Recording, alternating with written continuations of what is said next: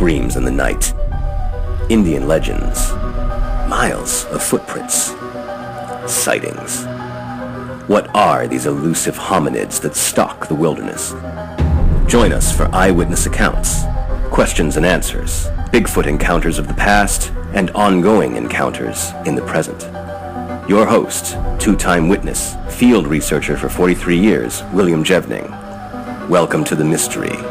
Welcome to Creek Devil. Hello everyone, welcome to another edition of Creek Devil. We have, of course, Tom and Brian, my regular co-hosts now, and Chris, you're going to give us an update, correct? Yes, sir. Okay, well, take it away. All right. This past Thursday, I went up to one of my hot spots up there, and as going up the road, I saw two people coming towards me. There's a boy and a girl, and they were pretty scared. They wanted in the Jeep and asked me if I would take them down to the blacktop, and I, of course, I said sure. I said, what's going on? I thought somebody might be shooting at them or something. And the guy told me, he said we saw two big things on 2 feet. Said it come in and destroyed our tent and scattered their food and their clothes all over, and it even pushed their car. And they said we know we ain't supposed to be camping up here because that's what the sign says as you go in. They said there's nobody in here, and so I took them down to the blacktop. And I told them, I said, don't you want to go get your car? And the guy said, yeah, I need to go get it. But the girl said, well, I'm not getting out. I'm going to stay in the Jeep. And I said, that's fine, And I told him, I said, well, we'll give them about 10 minutes, and we'll go up there and maybe everything be calmed down. So we waited about 10 minutes and went back up there. And everything was scattered. I mean, the cooler was out in the road along with the drinks. Their clothes were scattered everywhere. And the tent had been tore to pieces. And so he said, I don't see much of anything there to salvage. I said, just get in your car and let's go. And so that's what he did. And he said, you think I need to call the law to report this? I said, well, the only thing they're going to tell you is it's a bear, And he said, that's what you think, right? I said, no. I said, no, I believe you. I said, because there's two right here in this area that they are pretty mean. I've been fortunate. I've got mouth charged by them before, and like I say, they tolerate me, because I've lived here all my life, and I've been up there for the past 7 years running around. So that was the end of all that. I'm not sure what happened with it. I'm not sure if they reported it or anything. So, but anyway, it wouldn't have done any good. But, the past couple of weeks I'd been pretty sick, had pneumonia and stuff like that. And my wife, my father-in-law and my mother-in-law are, they're getting on up in age, and they was pretty sick. So my wife asked me, she said, you care if I go stay with them tonight, And Hunter said, me too. I said, no, that's fine.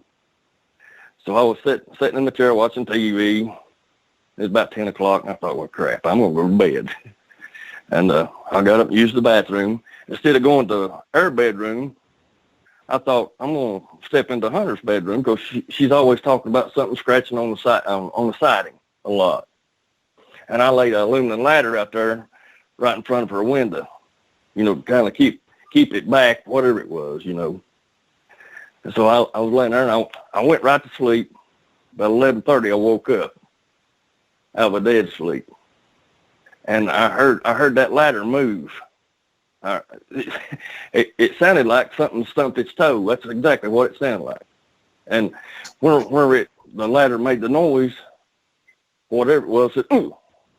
So I thought, And I just laid in bed for a few minutes, and then I heard that the samurai talk, and like I say, we've had them here at the house, off and on for all my life. And so I just laid there and was real quiet. And it started rubbing the screen. I got up and I couldn't, because I was pretty close to the window.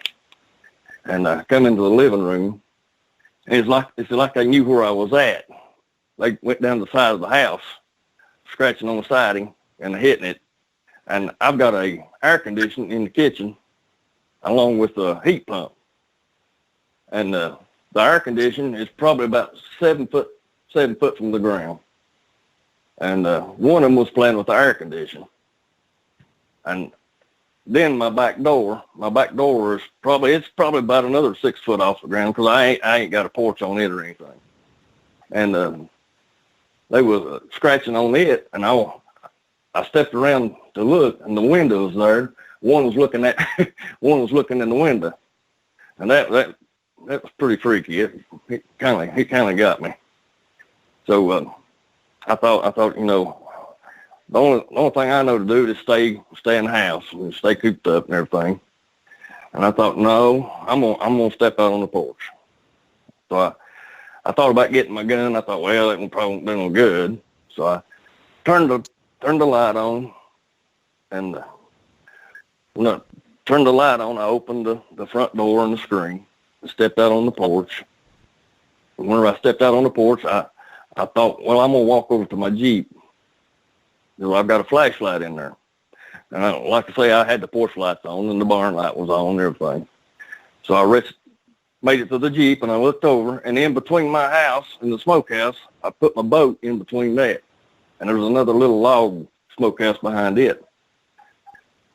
One was standing there, and he just stood there and stared me down. And I heard a whistle from up the barn.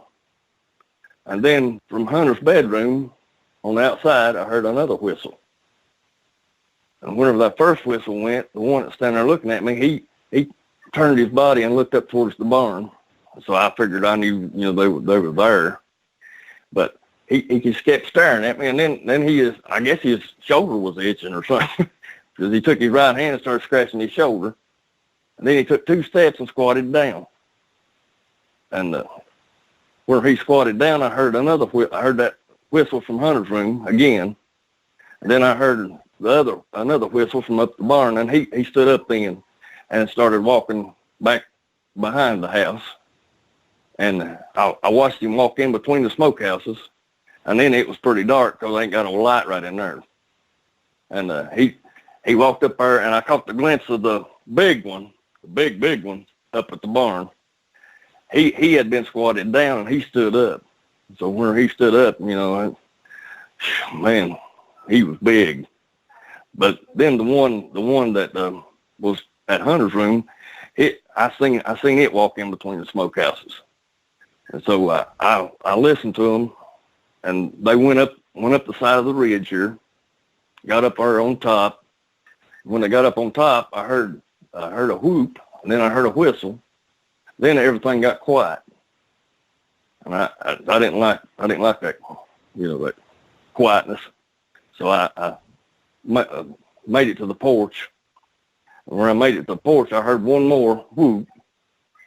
And then I just come on in the house and shut and locked the door. And I stayed up for about 45 minutes, just to listen to see what was going on. And everything was quiet after that. But, well, I talked to one of our close friends there last night, Billy Hill, and he told me, see, I normally go up here behind the house. Me and Hunter usually go up here about every other weekend and walk the property line and, just check things out. And I'd found a pine tree just right behind the house that fell uphill, was uprooted. And seemed like whenever we're up there, and then we come home, we don't ever have nothing ever bothers us. If I, wait 3 or 4 weeks without going up there, then it's like they come down, and start pecking on the house and stuff like that.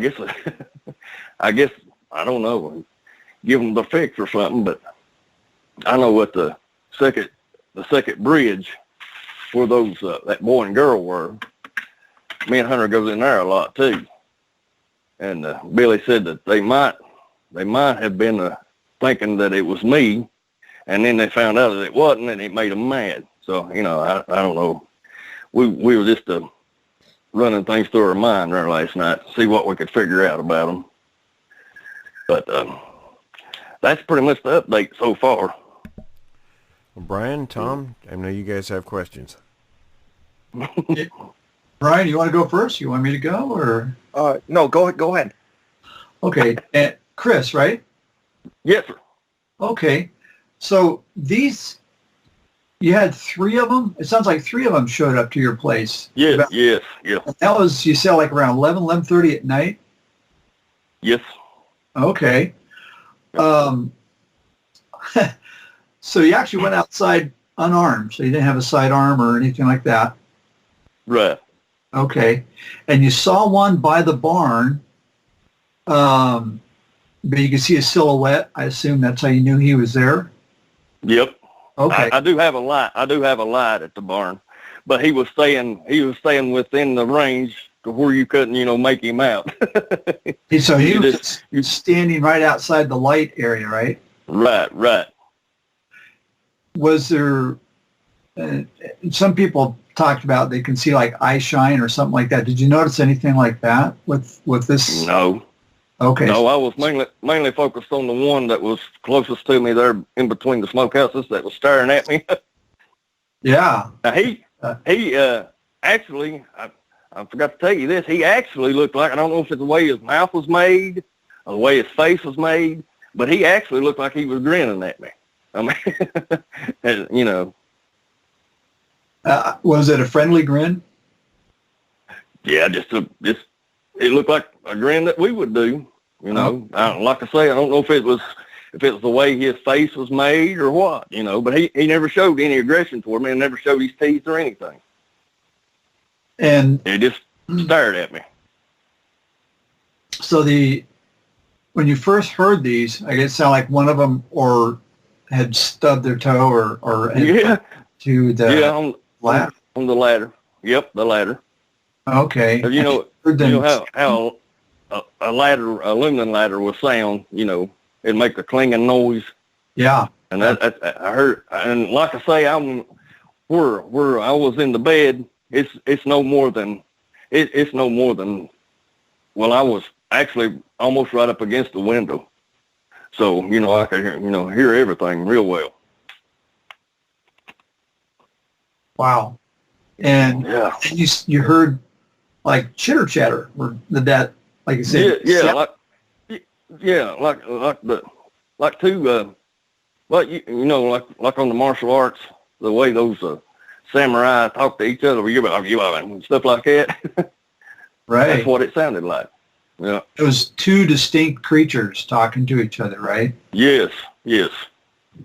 Wow. No, that would be a little. How long ago did this happen? I'm just kind of getting in on the middle of this.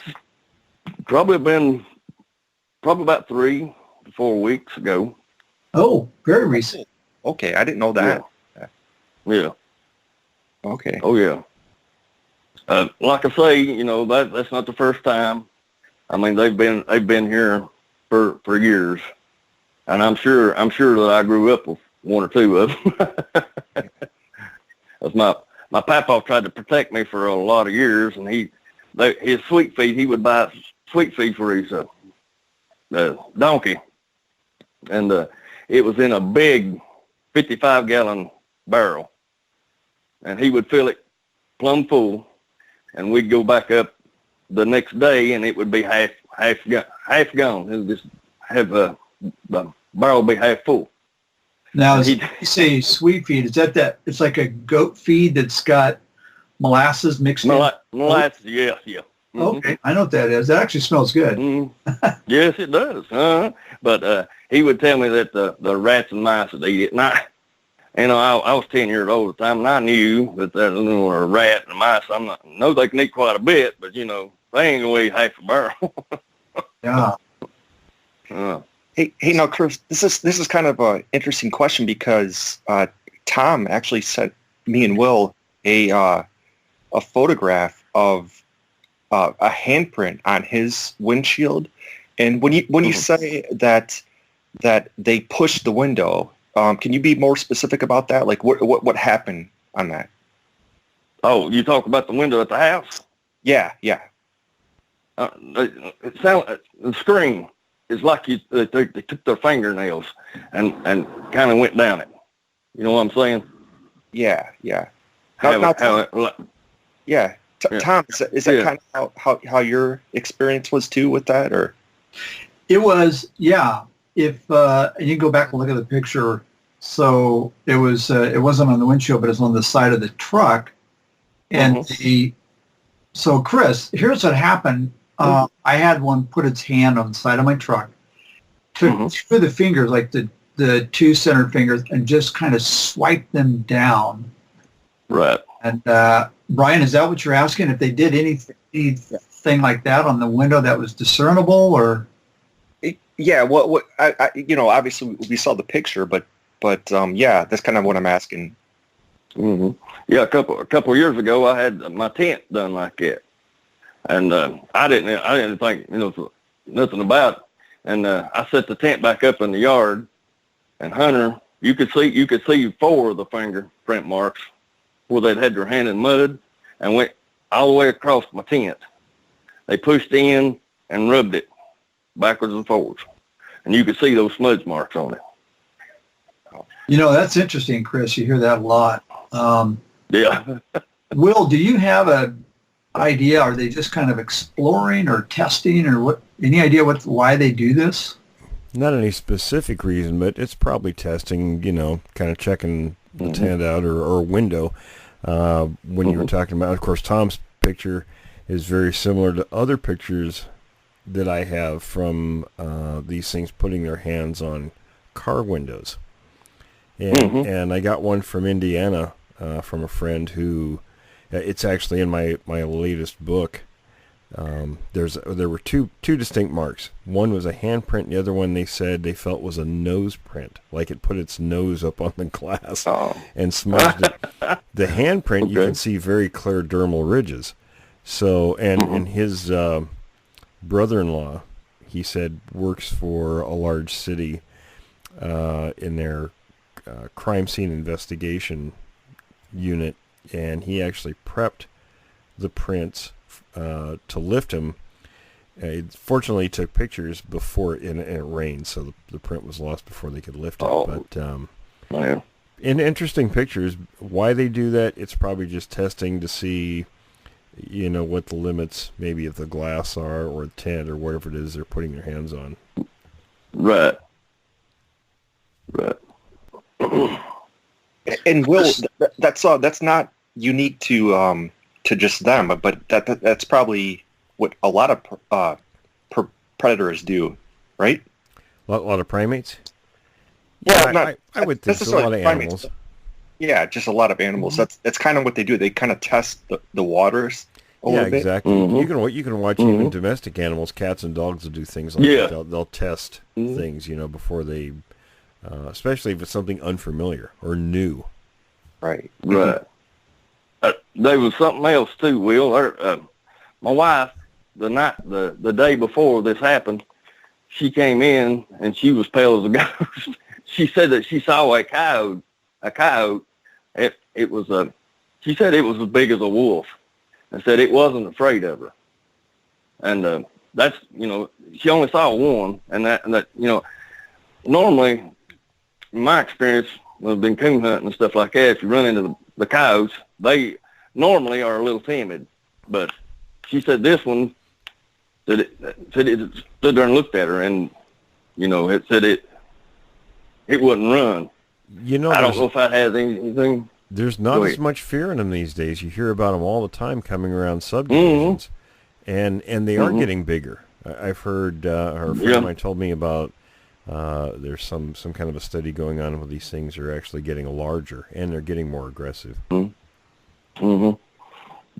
because we, the river bottom used to be full of them. I mean, they were about every night you go hunting or something, you'd run into a bunch of them.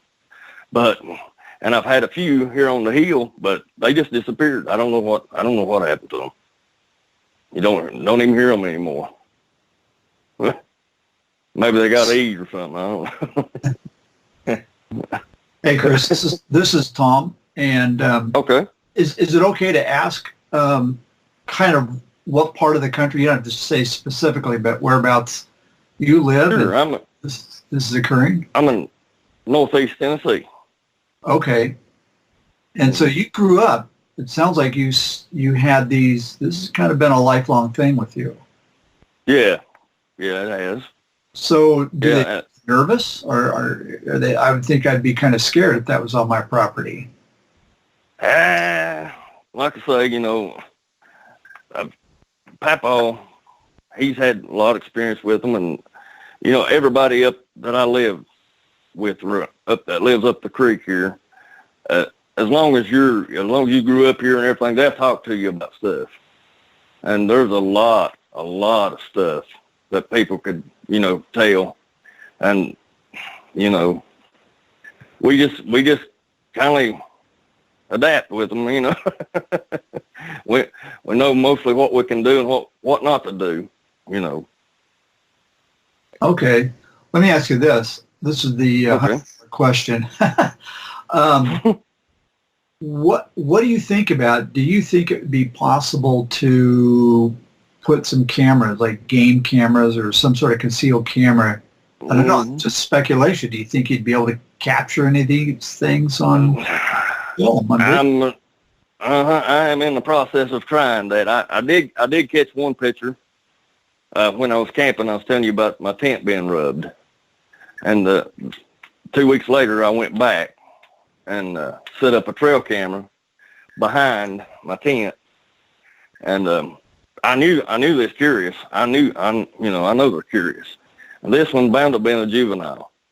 But I had I set my camera before me and my little dog laid down. It was about 11 o'clock or so. I went ahead and pushed the power button. And it got a picture of me and him, several pictures. And I had my alarm set for 6:45, and it captured the picture at 6:08 a.m. And it had bound to have been, I was sound asleep. I slept through it. But the way it was positioned, I had the front window open, and it bound to have been standing there staring at me all that time. But whenever I got up, I didn't have a clue. I just went over and checked my camera and seen how many pictures that I had. And there were several of them of me and little dog Pee-wee.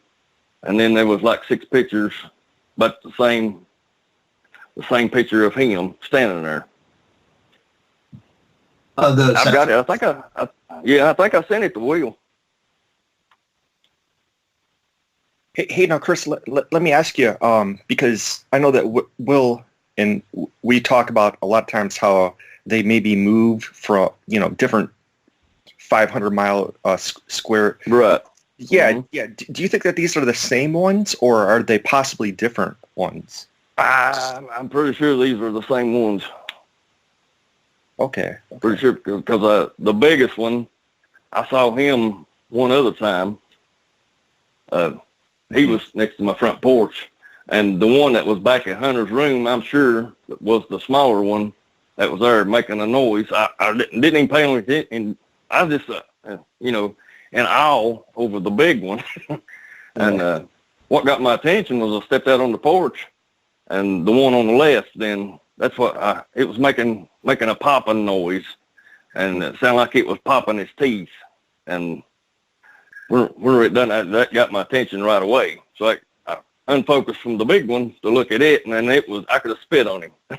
That's how close he was. Well, Will, do you think that, like he's talking about the popping of the lips, is that kind of the lip flip that you've talked about before?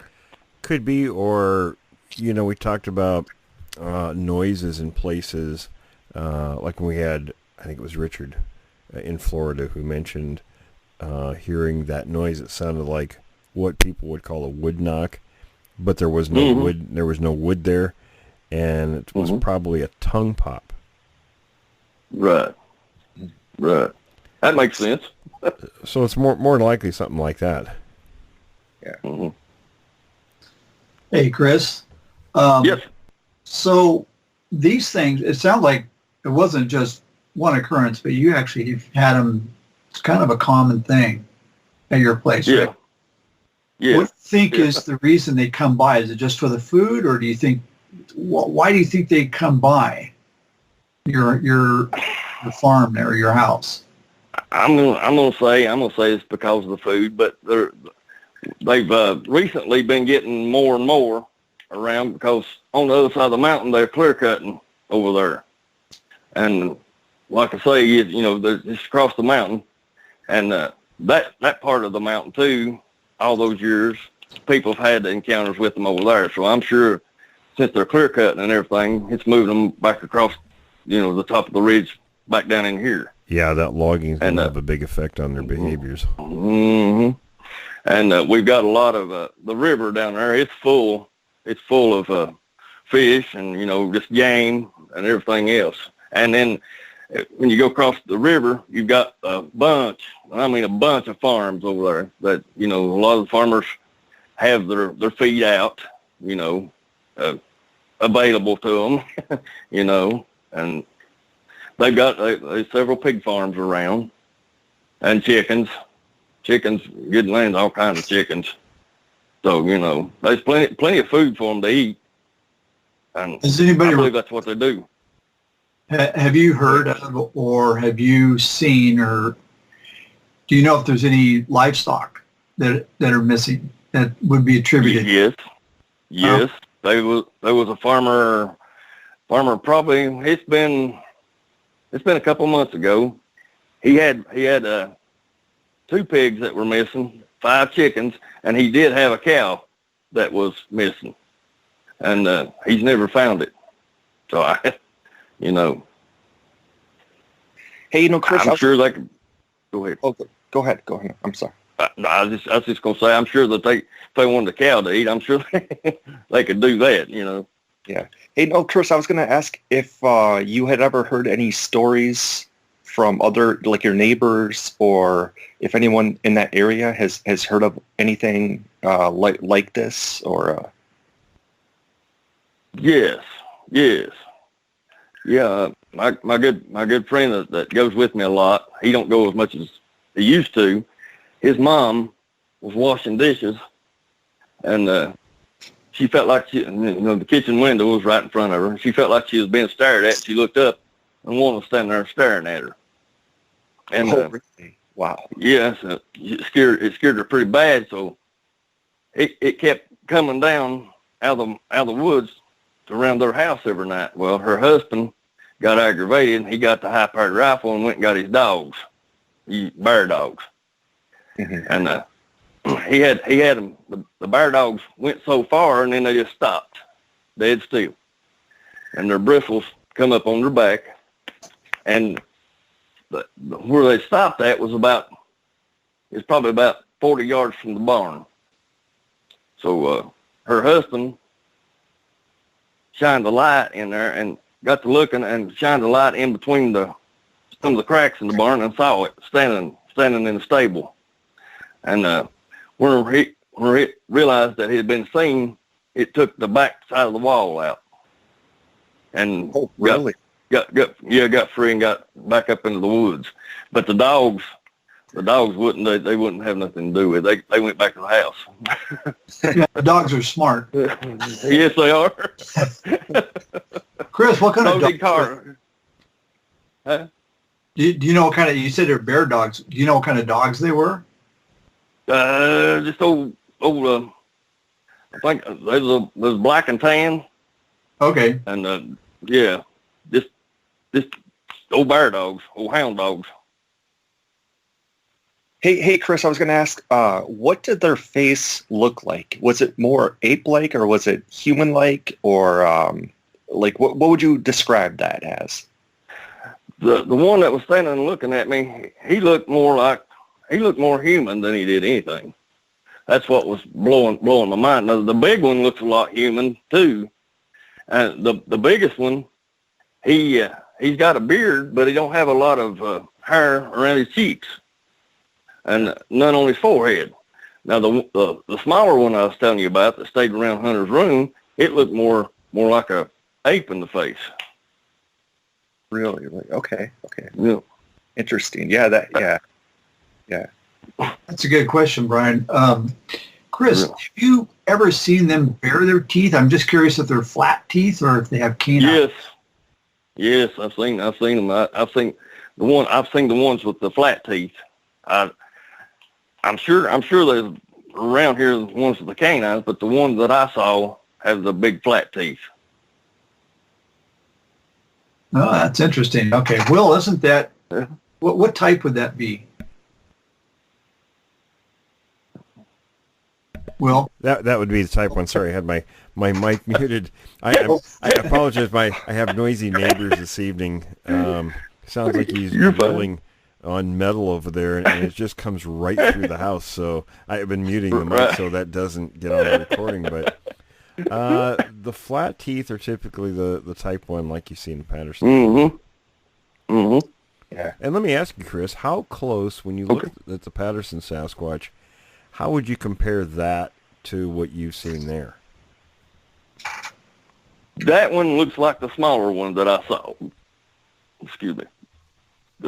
Patty. Mm-hmm. It looks like the smaller one, but the other two are different. Now I'm going to tell you something. Okay. You fellows might enjoy this, and folks out there. I had a really nice conversation with my friend Mr. Black this weekend, and we were talking about some specific things, but when we have conversations, they sort of go all over the place sometimes. And one of the things he mentioned, and I want folks to understand this, you get a lot of variation within a species, within all species. And what he told me, of course, in the two major groupings, we have two major groupings of these things. And there's actually, we talked about the subcategories. And what he revealed to me, there's actually a lot more than just two. I mean, or in each of those. He said it really depends on the area and how they've adapted to certain regions. He said what they found was there was anywhere between 20 and 30 variations among the two major groupings. So that's why, when you hear different witnesses talk about what they've seen and give the description, you get plenty of different descriptions. Now, it's kind of the same thing if you put 20 people in a room. They're all human beings, but no two look alike unless they're twins. Right. So it's kind of along those lines, and these have specific adaptations to different environments that they've lived in for generations. For instance, the Sasquatch of the Pacific Northwest is very large, very bulky, very muscular. That's because they've adapted to mountainous terrain. You go farther east, they're not so bulky like that. So, and as you move from region to region, you're going to get some different variations. And even in the same region, you'll see different individuals, different variations.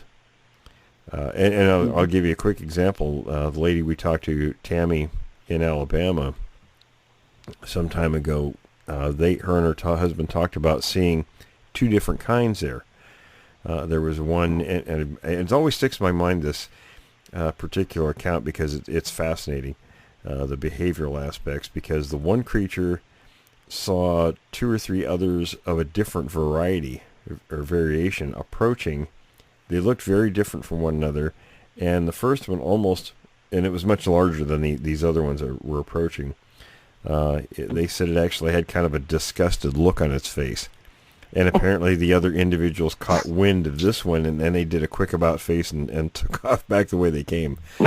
So the different variations probably don't have a lot of interaction with one another, which probably is why they have these variations. Mm-hmm. Yeah, I know those that I told you about that one time, Will, was on all fours. Yes. That looked mangy. Right. They didn't look anything like that. Right. Yeah, I mean, and of course, depending on how they're eating and disease and things like that, you're going to see lots of different kinds of. And again, it goes back to lining people up or dogs. No two are identical. Right. Hey, Chris, I was going to ask you, how close are you to water? I know that you said that you live by a river. Because I'm just curious, because you're in Tennessee, that's not too far from Florida, and I know that in Florida down here they call them swamp apes, and I'm just curious. Do you think that they lived in the water perhaps, and then come out? I tell you, I've got spring water that I drink, and then from my front porch, probably about 50 or 60 yards is the main creek that runs through. And that dumps out into the river. And I'm probably about probably about a quarter of a mile from the river. And butted up right next to the back side of the ridge of a mountain. And it all boundaries National Forest. So, yeah, I'm pretty close to water. Yeah, that's interesting because Will, that's probably a lot different creature, maybe perhaps a different creature than out there in the Pacific Northwest, right? Right, and again, they've adapted regionally to whatever climate or environment they're in. So those adaptations will be, whatever they've developed, favor that kind of a situation they're living in, climate and everything. So, and the terrain and all that. Yeah. Brian, that's kind of almost the direction I was thinking about going is, so Chris, I'm looking at, I'm just looking at Google Earth here for Northeast Tennessee, and I think you get the Smoky Mountains. You get some actual kind of terrain, some mountainous terrain around there. Is that, would these things be in that area, do you think, or? Yeah. See, a lot of our hollers up in here are called like Devil's Fork and Hell Holler, and a lot of them are named like that. And if we would go right now to Hell Holler, and we wouldn't have to walk, we wouldn't even have to walk 50 yards. I guarantee you could hear a scream or something from up in there. That's how spooky that place is. So they're pretty aptly named. Yeah. Yes. Okay, that makes sense. And looking at the map here, they have a unrestricted access. It looks like. I mean, they got a major highway here covering multiple states. So they have a good with lots of access to water and cover and concealment. Our main falls is called the Buckeye Falls.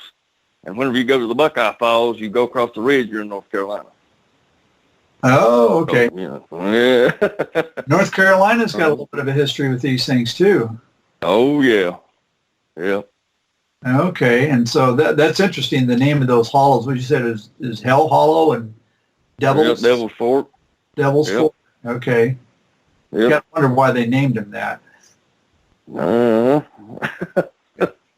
Hey, Chris, I was going to ask you, because I know that you mentioned that your neighbor had some hogs that were missing and everything. And of course, if there's water nearby, I'm sure they can eat fish. But what do you think that they feed on in your area?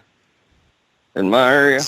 Yeah. A lot of it is like the hogs, and I'd say the second would be fish. But we've got a lot of berries around here too, and a lot of fruit trees.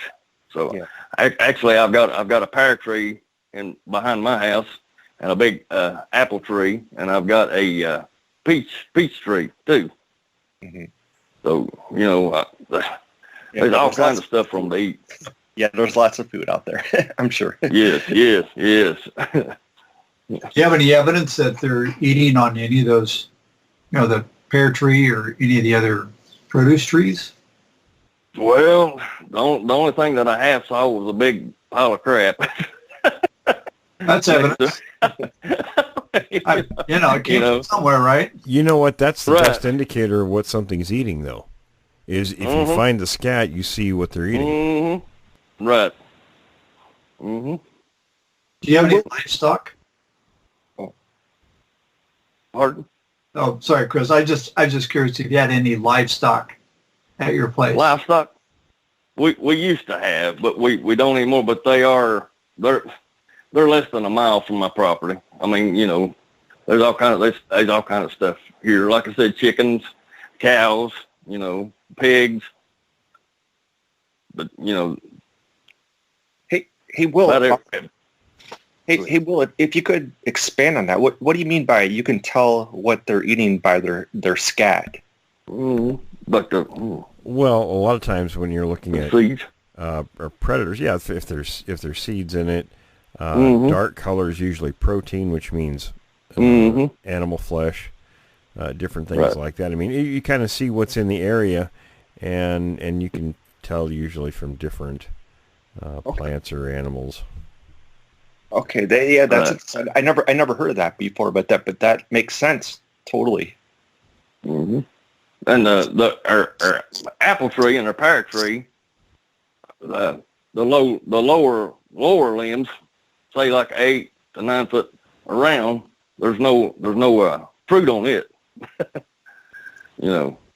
Yeah. So I figured they're reaching there as far as they can get, you know, and getting it off the. Of course, they eat them off the ground too, but you know. Yeah. Hey, Chris, I was going to ask you. Did you ever capture any footprints there? Yes, I've got the. Okay. I didn't make any casts or anything. I have got several pictures of them. I need to learn how to do all that. Yeah, no worries. Oh, I could teach you how to cast, Chris. That's no problem. That sounds good. I need a teacher. But yeah. Like I say, on the place that I go, my hot spot up there, you go all the way up, and the hollow that I had my tent rubbed was called Sugar Branch, and it's quite a ways up there, and there's a lot of dirty mud holes and stuff up in there. So you used to be able to drive up there with 4-wheel drive, but they won't let you in there anymore. But so they made it into a trail, and it's a good wide trail. And a lot of times they'll screw up and leave a footprint there. Yeah. Most people won't go as far as I go, though. They'll get a little ways up in there. Now I guess they get the bad feeling or something, you know, get the creeps or something. Yeah. And turn around and come back out. Hey, Chris, I was going to ask you too. When you first saw these things, was it more of a total shock? I know that must have been part of it, but was it just kind of also fear, like, oh my God, I can't believe these things are existing and they live right outside my house, you know? Mm-hmm. Yeah. Yes. So both? Yeah, kind of both. Total shock, mostly. Yeah. My very first encounter was when I was 12, and I was hunting, and one walked up on me, and are you serious? That's pretty much it. Oh my God! Yeah, I didn't. I had my rifle in my lap, and I didn't pick it up or anything. I just froze. I was sitting instead of in a tree stand, I was in kind of a blind. It's kind of a natural blind. Right. And I was watching the holler, and I heard, because my cousin had shot a deer 2 weeks before this at that same place, and when he got up to go get it, he got down there and it was gone. So there was no drag marks or nothing. And he watched it go down, and he had to go around and down the side of the ridge. Well, when he got up to go around and down the side of the ridge, he had heard something, and he thought it hadn't died, but he'd sit there and watched it die. And when he got down there, it was gone. So I told him, I said, well, I'll go up there and hunt. And I heard something coming, but it sounded like it was somebody. So I didn't even fool with my rifle. I just sat there, and it walked up on. It was close. It was, I'm gonna say 15 yards, and like I say, it seen my gun, and I didn't even reach for it. I just kept my hands to my side, and he stared at me and kept on. I thought, man, I hope you hurry up and leave, you know. And Yeah. I was, man. I was so scared. I wanted to shoot, but I thought, no, I ain't shooting. Good Lord, this ain't gonna affect him anyway. But when he finally did, he walked probably about 20 yards and stopped and turned and looked at me again. And then he just went on through the laurels. And when I seen him go through the laurels, I got up and ran. Yeah. I come back to the house. Yeah. What caliber rifle did you have? I had a 30-30. Oh, okay. Will, go ahead. I'm sorry. It went on for probably about a month. I was traumatized. I couldn't hardly eat and couldn't sleep and couldn't hardly talk. And Dad finally asked me, he said, "You saw one, didn't you?" I said, "Well, one what?" He said, "You know what I'm talking about." And I said, "Yeah." He said, "Well," he said, you can tell me. He said, "I believe you." He said, "I know they're out there." He said, "I was just wondering when you was going to see one." So by him telling me, so by him telling me that, it made me feel a lot better than, I thought I was crazy. Hey, Will, I wanted to ask on a kind of a follow-up question to that, because I've heard that before about how sometimes hunters will like kill and they'll shoot a deer, and then all of a sudden they go to pick up the corpse and take it home, and then all of a sudden it's gone. And I'm just curious as to how often that happens. There are actually quite a few of those stories that have been around a long time. So, and I kind of suspect it's almost like with grizzlies, in certain areas where the current trend seems to be when they hear a gunshot, they run towards the gunshot because they know that somebody's killed a deer. Right. And it could very well be a similar behavior with these creatures. Mm-hmm. Interesting. Yeah. I mean, that makes absolute sense. So that's not surprising. Right. But yeah. Hey, Chris, and actually Will too. I kind of got a question from a safety standpoint. Two-part question. Number one is, how safe is that area, especially with the habitat loss on the other side of the mountain? And then two, in general, as far as you know, have there been any reports of anybody having confrontations or, attacks or, maybe even missing people that just can't be attributed to any other means except one of these creatures? What do you think? Do you think it's a safe thing, or do you think you maybe that area, you may have a safety issue? Papa always told me, if you see one, treat it like you would a bear, and you'll be fine. And so far, I hadn't had any trouble. And you talked about the missing person. We do have one guy that's been missing for 2 years now. And he was known as a squatcher, whatever you want to call him. But he was in Long Arm. That's the same hollow that I go to a lot. And I got off the trail, and I was probably about a half a mile off the trail, and I found a brand new, I think I've done told this before, I found a brand new lawn chair that was tore all to pieces and a horse bridle. And that's what he'd done. He'd rode the horse up there. And right over from it, I found a big pile of crap. And I just had I had a real, real bad feeling, and I come out of there. And so, Robin told me, said, "Don't you think you need to report that?" So report what? All I seen was a horse bridle and a chair and a big pile of crap, That was my next question. If was there any kind of official, I would imagine there's some search and rescue effort to locate him? Yeah, okay. They searched and searched and searched and searched. They had helicopters flying over and everything. The one factor that's going on there that would cause some anxiety with these things is the logging activity in an area that they may, would maybe historically have sort of a comfort in moving in their own environment. So now that that's changed, that's going to cause some problems. Right. Well, listen, fellas, we're running a little bit short. Tom, Brian, any final questions or thoughts? Not for me. I think we're all good. Yeah, Chris, just take care and watch out for yourself. Yeah, Oh, I will. No, I will. Well, thanks for the update, Chris, and folks, stand by for our next guest. It's going to be a busy show.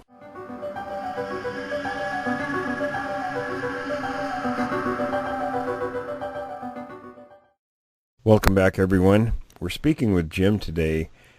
Jim had a very interesting encounter.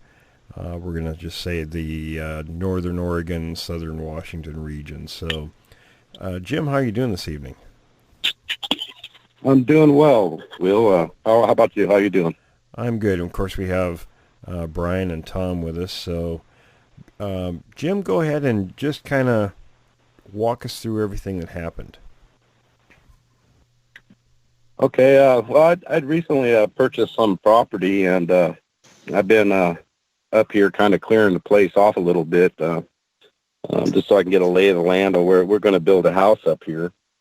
And just been kind of tooling around doing that stuff on the tractor. I brought some equipment up here. I'm into construction, so I brought some equipment up here and it's kind of just cleaning off the land a little bit and hauling stuff around. And anyway, we've been having some problems in the area. Our family kind of owns this property, and I bought a chunk of it. And so the adjacent neighbors and stuff are mostly family.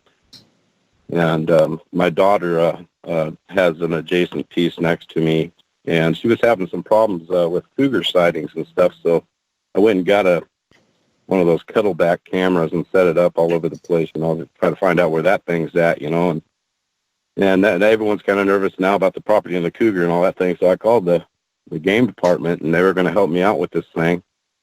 They pretty much told me I was on my own in the end, that they wouldn't recommend relocating and all this kind of stuff. So we tore down the chicken coop and all that kind of stuff and burned it and figured maybe we wouldn't see it again. And I finally figured out where it was coming in, and that was good. And I'm not a hunter, so haven't seen it since, so we left it at that. And anyway, this is leading to something. So, daughter's still scared, so she puts up all these lights all around the house like a prison, just a butterfly goes by and 100 lights will come on, and we put up a fence and all that good stuff, for the kids. We have some grandkids there, so they're worried about that.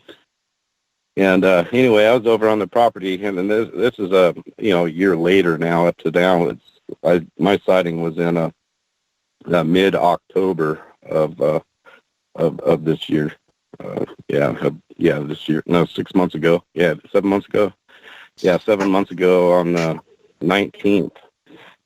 And what I was doing is I was just dragging. I got just recently had a couple hernias repaired, some surgery. So this is before my surgery. I was just kind of dragging down some small limbs and stuff that I could handle by hand, and the little saplings I'd cutting down.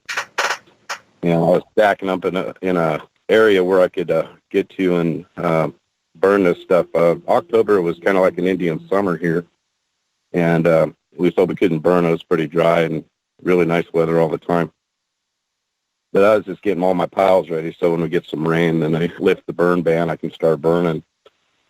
And the northeast corner of my property is where I was at, the backside of it, adjacent up to the highway. I have a rock wall that my property is below the highway. There's a rock stacked wall. They elevated the highway sometime in the past. Big boulders, 2 foot to 3 foot in diameter. And so I was down in that area, and there's a creek that runs right through there. So I piling all these sticks up, and I went back to the truck. I set the truck back about maybe 50 yards from where I was working, and I go up back there and rest a while. And it was getting kind of late. I probably had an hour and a half of daylight left. And I was sitting in the truck and saying, well, I better get back at it. I only got an hour or so before it starts getting dark. So I just started walking back down towards where my pile was. And I was kind of looking down as I was walking downhill. It was just a slight downhill. And I caught some something out of the corner of my eye. It's just dark, blackish type. Just didn't go with the terrain. It was sticking out. So my eyes caught it. And as I brought my eyes up, I realized what it was. It was a Sasquatch, and it was just standing 60 feet from me. So I'm seeing this thing perfect. It's not hiding behind no tree. It's just a little saplings and stuff. The only thing I couldn't see crystal clear was its right arm, which was kind of blocked slightly by the saplings. But instantly, the fear come over me that it's kind of hard to describe. It's like a terror, but you just kind of freeze, and my vision just tunnel visioned on its face, and instantly my ears started ringing. It's really a strange experience. But we just sat there and stared at each other. It seemed like it lasted quite a while, like a minute or so, but in reality, the whole event probably only lasted maybe 8 seconds. So I'm sitting there staring at this thing, and I would guesstimate about 3 or 4 seconds into that, I was thinking I better, get out of here. But I felt like I couldn't move, but actually I was walking backwards without even realizing it, and I had bumped my leg into one of the bigger limbs I had laid down on the side earlier, and it about tripped me. And as I was falling backwards, I jumped to my left and caught myself in time, and I spun my head back towards the creature to see what was going on there, and it had already turned and was halfway going up the rock wall to cross the highway. And as I was walking away, I turned back to my left as I was walking away towards my truck, and I caught it doing the last 2 steps. It took one step and another step right over the guardrail. It didn't even bother to touch a guardrail or anything. Went over to the top of the guardrail, and I turned my head back and went back to the truck. And when I got in the truck, I looked through my windshield to see if I could see anything. Too many trees were blocking the view anyway, so it was long gone. But my guesstimation on the size of the creature was probably about 6'10". It wasn't like most people were saying 8 foot, 9, 10 foot. This was a smaller one. And I remember seeing what appeared to be breasts. They were rather small in proportion to the creature. It'd be on a human female, probably like an A or a B cup type size. Not real big, or like a heavy guy, overweight, that kind of a thing. So I assumed, later, after I can run this thing through, this things implanted in my head now, so I can see it clear as day. Even today I can see. But I could only remember seeing from the below the breast to the top of the head, is because of that tunnel vision thing I had going on there, even though I should have been able to see the whole thing. It was kind of strange on that. But anyhow, I later come to figure, I'd not really had too much interest in the Bigfoot thing. I've heard in the past that the Indians, different native tribes all over pretty much the whole world have some kind of a Sasquatch that they talk about. So I always figured, well, they must have been real at one time, and never was really a 100% believer that they were still around, but I just never really checked into it much. Never had any sightings or any kind of seen footprints or anything like that before. So, I was kind of concerned about this, who am I going to talk to and all this kind of stuff, Anyway, I had, a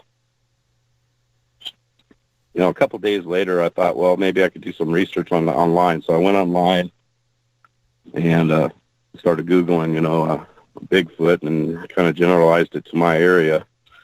And it turns out to be quite a common thing, to my surprise.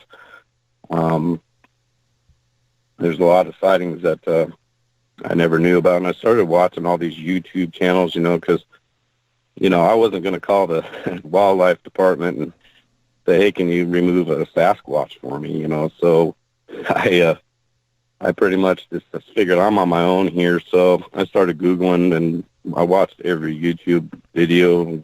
There's a lot of strange stuff out there and a lot of legitimate sounding stuff out there. And so I'm just trying to bring some peace to my mind, and I haven't told anybody about my sighting just because, it's kind of out there for me anyway.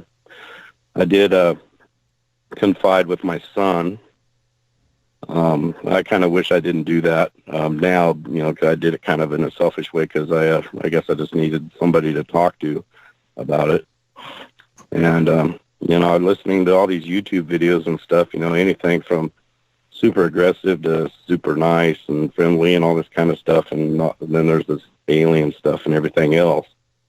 And I like to kind of keep my mind in the confines of three-dimensional space. It's what we live in reality. So once I found, unfortunately, I found Will's channel like last. So I really liked what a lot of the people that were interviewing had to say, and what Will would say.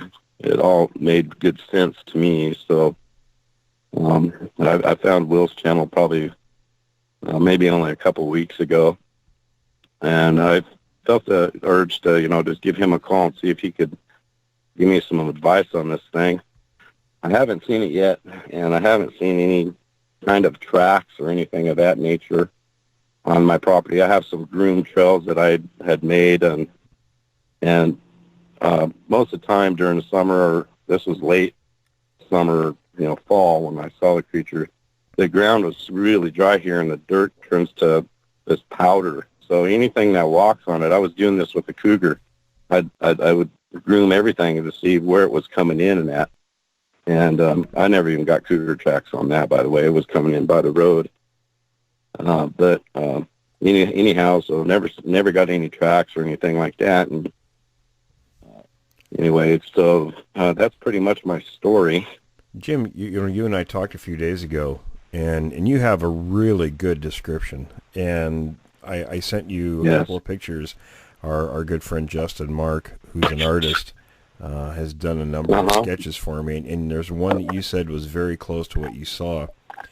And for those listening, I'm going to go ahead and put that on our JRG Bigfoot research page on Facebook, so that you can see what you said was very close to what you saw.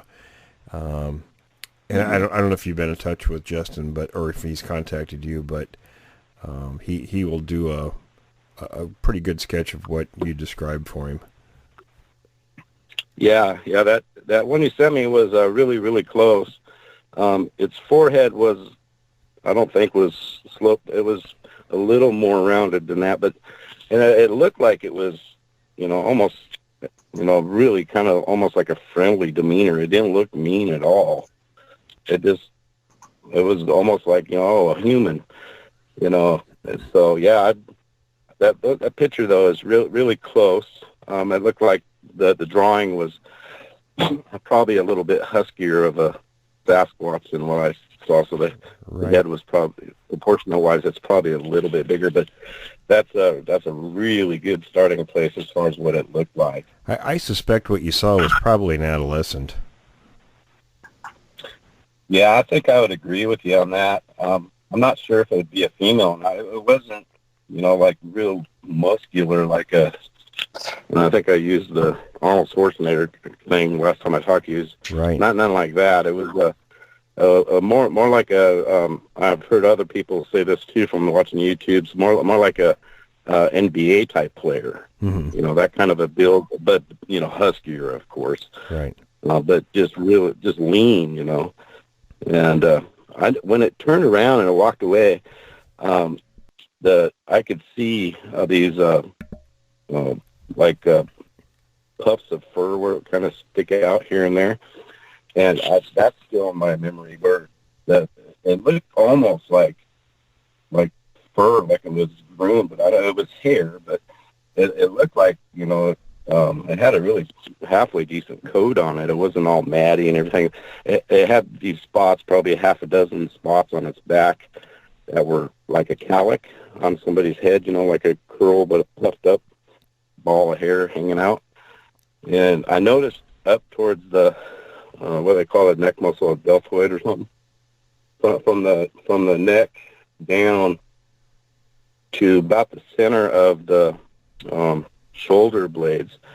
Whenever it did its step, I could see the hair kind of pop up a little bit as it was walking, kind of like a dog does when it gets angry or something. The hair will stand up. Mm-hmm. I don't know if that was from the muscles moving around or everything, but I just kind of remember seeing that. And it was a little breezy that day too. It's usually kind of windy around here, especially on the nice days.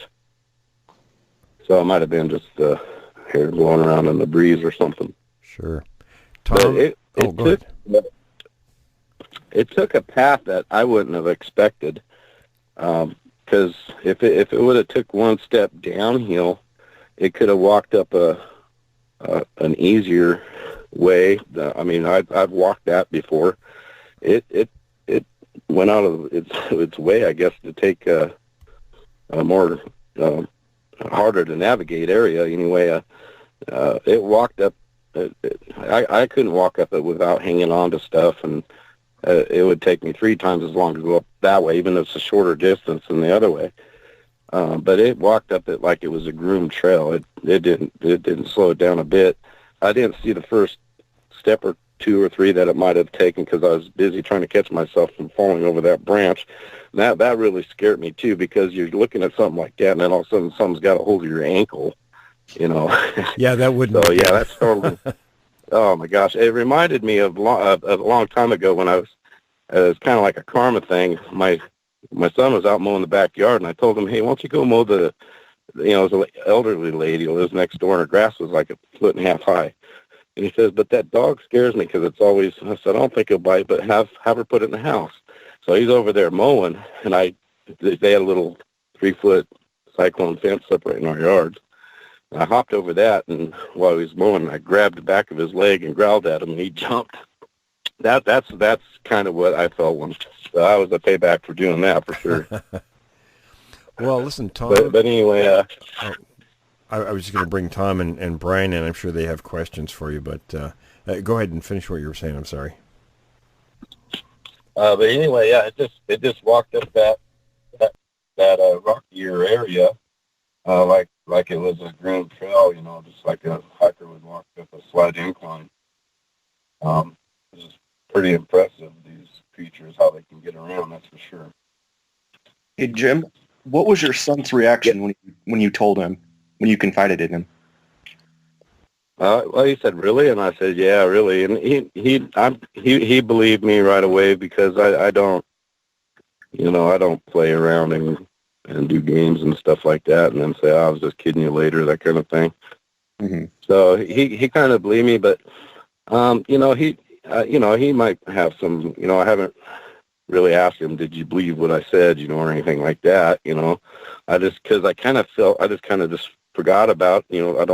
I brought it up to him a couple times. I told him that I'd called Will, and how that went and stuff. Because I don't want. Because we're building, he's building a house on the other end of my property too, see, and he's got 3 kids, and so that's why I kind of regret telling him, because I don't want him to be scared, and all this stuff, and you hear these stories on the internet where, Bigfoot like babies and all this kind of stuff, so it's kind of scary, that. I wish I would have saw this out in the woods or something when I was out quadding or something instead of on my property, because it makes it so personal, and it's, just like a huge obstacle. It's, to put it on top of this cougar thing and everything else. Cougar thing's not that big of a deal really, but, it's something you have to be mindful of. And now, I got basically an 8-foot tall creature, and I guess they hang out in groups, from what little bit of research I did. I'm still kind of in baby land on the knowledge of the Sasquatch scene, just basically what I get off the internet. But, like I said, there's so many bizarro things out of there. I got to, purge my mind of half of that junk just to, kind of get back to reality. Jim. So yeah, as far as my son goes, though, I would imagine, he believes what I'm saying, but he hasn't really. We don't talk about it. He hasn't just said, "Hey, Dad, what's going on with that Bigfoot thing?" He doesn't bring it up or anything. So, Hey, Jim. This is Tom. So, the first thing is, I don't think you should be regretful for telling your son, especially if he has kids and he's building a house, in the same area on the property. Whether he believes it or not, at least he's got the knowledge now to be maybe a little bit cautious, and his awareness level hopefully is just up a little bit to be kind of on the eye out for this thing. So I did the right thing. Absolutely. I don't know. Will, what are your thoughts? Yeah, and here's the thing about that area. I researched that group for a long time in that area, and you mentioned October, it being there, and that's the time frame throughout the year that they're in that area, and they're not there more than 2 or 3 weeks. So you may or may not ever see it again, or another one in there. And having a cluster of houses is definitely going to be a plus. So it's good to know about these things moving around the area, but I wouldn't be too concerned, because they typically in that area, they might come and take a look or see if there's something, tasty to pick up on that's easy. People leave food around, dog food, things like that. But right. It didn't sound like it was going to be aggressive. So at this point, I wouldn't be too concerned. And I forgot I was going to send you some more pictures, so I'm going to do that. Some things to watch for, so you'll know when they're in the area.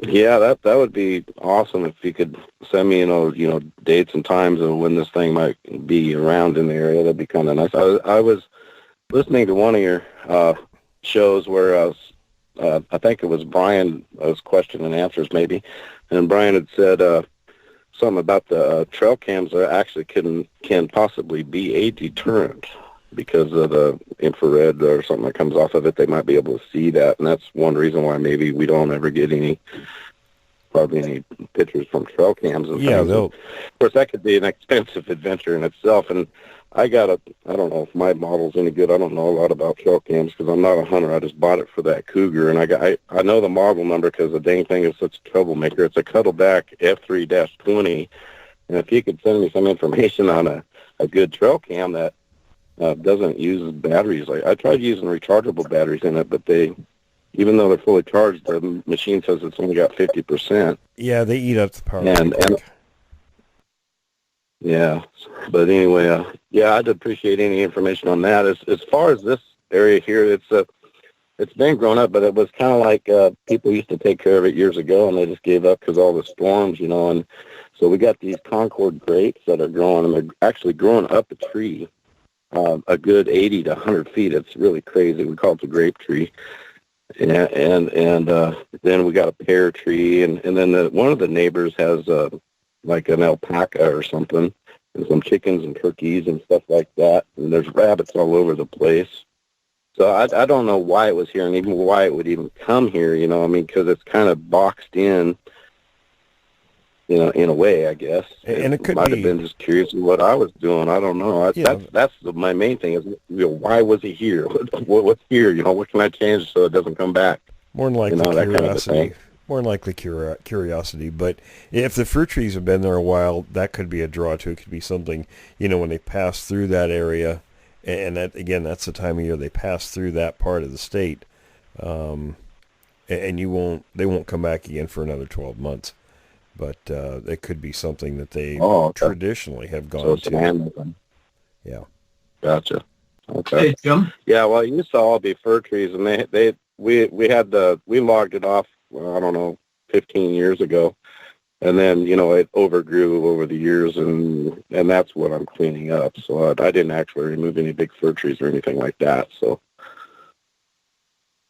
Hey, Jim, quick question. So how far away were you? How far was this thing when you first saw it? You guys made eye contact? 60 feet. Okay, so it was a ways away. But you still had that you said a fear response. That was like nothing you'd felt Oh, before. yeah. No, So- I've felt that kind of fear before. It's kind of strange. I don't know if you really want to go into it, but I've been in the woods before, and I didn't see anything, I didn't hear anything, I didn't smell anything, and all of a sudden this crazy fear that, like I just described you, came over me. I was a lot younger than I was in my early 20s, and I just felt like I needed to get the heck out of Dodge, so I did.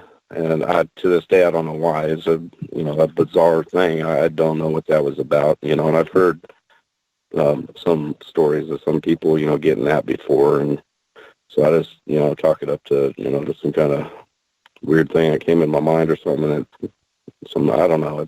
I can't describe it. It's really bizarre. But anyway, yeah, it scared the crap out of me, that's for sure. Okay, so you don't expect to see it. If you're to try to pinpoint that fear, would you say it was, I don't know, were you afraid that this thing might come and attack you, or could you kind of put your finger on, hey, I'm feeling really afraid? What exactly was it? No, I could describe how the fear felt, but I can't describe why. I just assume it's, when you see, you don't, I've run into bear before.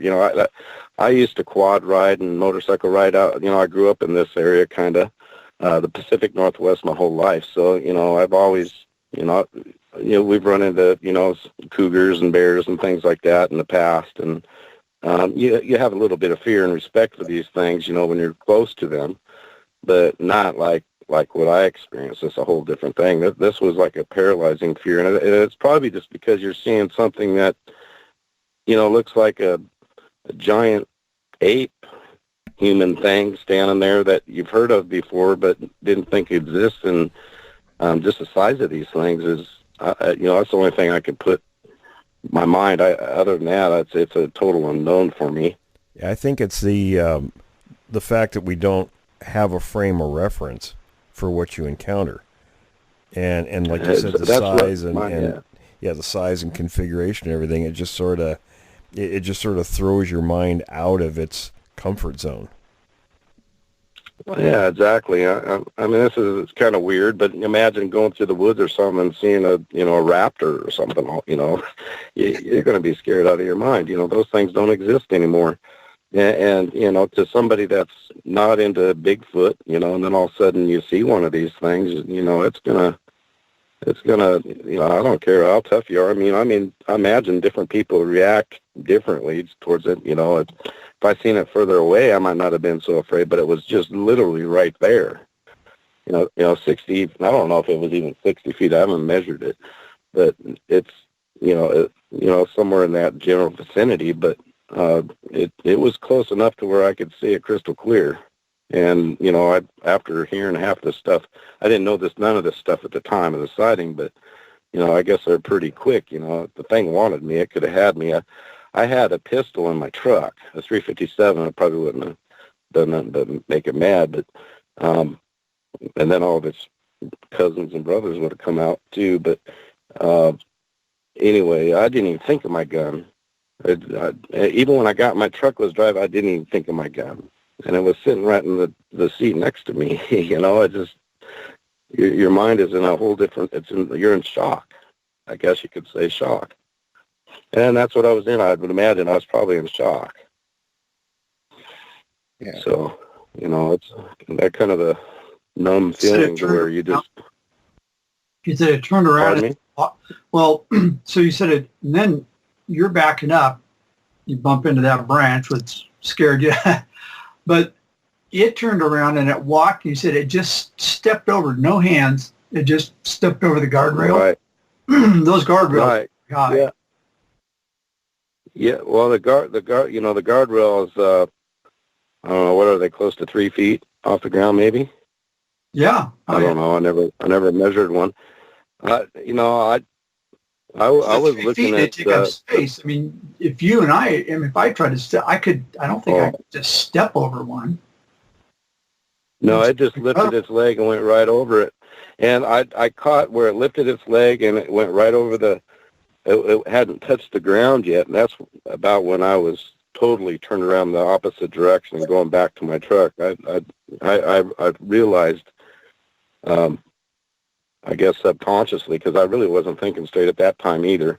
I just instinctively needed to know where this thing was, after I was tripping, and by the time I turned around, and this was like only just maybe a second or a second and a half before I turned back around and looked again. I didn't actually fall, but I was really close to falling, and I could see it take one step, and then it took another step and went over. I seen its leg lift, its left leg, as it was walking to its back to me, go over the guardrail, and that's when I turned around the rest of the way and backed off. I could see the whole creature then. That tunnel vision kind of went away. I didn't see the bottom of its feet, though. It had already lifted its leg, but it didn't stick its foot way back like what you see in the other things. It was walking kind of nonchalantly, if you'd ask me. It wasn't like in a big hurry. It wasn't like, oh, I got to get out of here quick because he's going to shoot me or something like that. It was just like, well, I saw that crazy human. Now I'm just going to go back to whatever I was doing. Kind of like that attitude. It had what seemed to be a calm demeanor about the whole thing. Now, I don't know if it was scared or what, but it had to have known I was here. I mean, if they're aware of the environment, as everyone says, it had to have known I was there because my truck was just right there, and I've been walking back and forth several times. There's another, like a logging road that has one of those gates, across it, the pole gates with a big padlock on it. Right. And it goes up towards it was up on the mountains and stuff. Anyway, I assume it might have went that way, but because it took the harder path that I would have thought, it might not have took that. It might have went up into the woods. I don't know, but I just assume that's probably where it went. And that's only probably about 40 or 50 yards east down the highway. Hey, Jim, do you suspect that it wanted you to know that it was there, or did you think that maybe you just spooked it and surprised it just as much as you were surprised? I never actually thought about the fact that it might have wanted me to know it was there. That's another good point. That could be. I really don't know. My mind just has yet to rationalize why it would. I mean, we don't even get deer down here very often because of the surroundings. It's just kind of. I think they're smart enough to not to come around here just because they're not going to make it across the highway or other obstacles I could say that might give a little bit of my location away. We're just we're kind of like an island, but not on an island, and it's kind of weird to see anything around here other than cougars, bobcats, rabbits, squirrels, and things of that nature, raccoons, birds. That's pretty much. I've never seen a deer here ever. Jim, I'm not saying that they don't come down here, but I personally have never seen a deer here. So, Jim, I got a question. Yeah. So you're looking at this creature 180 degrees behind you. What's behind you? Is it brush or trees, or what's the terrain like behind you? Well, very clean now. I've actually got grass growing in the whole thing. It was Jumanji, and I've cleaned it all up, and I'm actually mowing it with a riding lawnmower now in most places. At that time as well, it's pretty easy to navigate the whole property now, and there's a few places that it's kind of hard to get through and stuff. But there's nothing behind me other than the stuff. Well, the reason I was asking is at the time of the sighting, if it was maybe keeping your attention, just speculating here, if maybe something, if there was some brush or woods or something behind you, or maybe off to either side where you're looking at this thing, while maybe there's some other activity going on with other members behind you. I'm not saying there is. that could be possible. Yeah, where I was standing and where the truck was as well. So the creek runs north and south. It was on the east side of the it's actually a spring. So where the creature was standing, there's a spring that comes out, and it's a pretty powerful spring. And then there's another one probably 100 yards downstream of that, another spring, and it turns into a pretty good creek. And it's kind of down in a ravine a little bit. So where I was I'm kind of like up on a knoll. The property goes downhill towards the highway, over towards where the siding was. Goes and then it goes from the knoll. It goes down to the creek when it's on the north and south running creek. It goes downhill there as well. You can walk down it easy and everything, but you couldn't drive a vehicle or anything down there. And you can't see down there because I left that part, wooded and kind of natural because it blocks the highway. And I'm going to be building the shop up here and everything. And in the area I'm in, you got to have some coverage, some tree coverage. They don't want to see us. So it's obvious I'm in the scenic area of the gorge. So you have to leave some tree cover in certain places in order to build it. If I cleared the property all the way bare, they wouldn't let me build a house here because they wanted to see the house. Oh, I see. So yeah, there could have been something down there in that creek. There absolutely. There could have been, maybe the whole pack was down there. I don't know. I never thought of that. It is a nice walk down through there, and it goes down towards a larger water source, of course. And that is a possibility that others were nearby, because these things don't usually let themselves be seen without a reason. So that is a possibility. Yeah, I never even thought of that. But I didn't know they ran in packs, so that's kind of interesting. One interesting thing, it would have had to gone, because I have a big culvert at the end in a kind of a land bridge going across.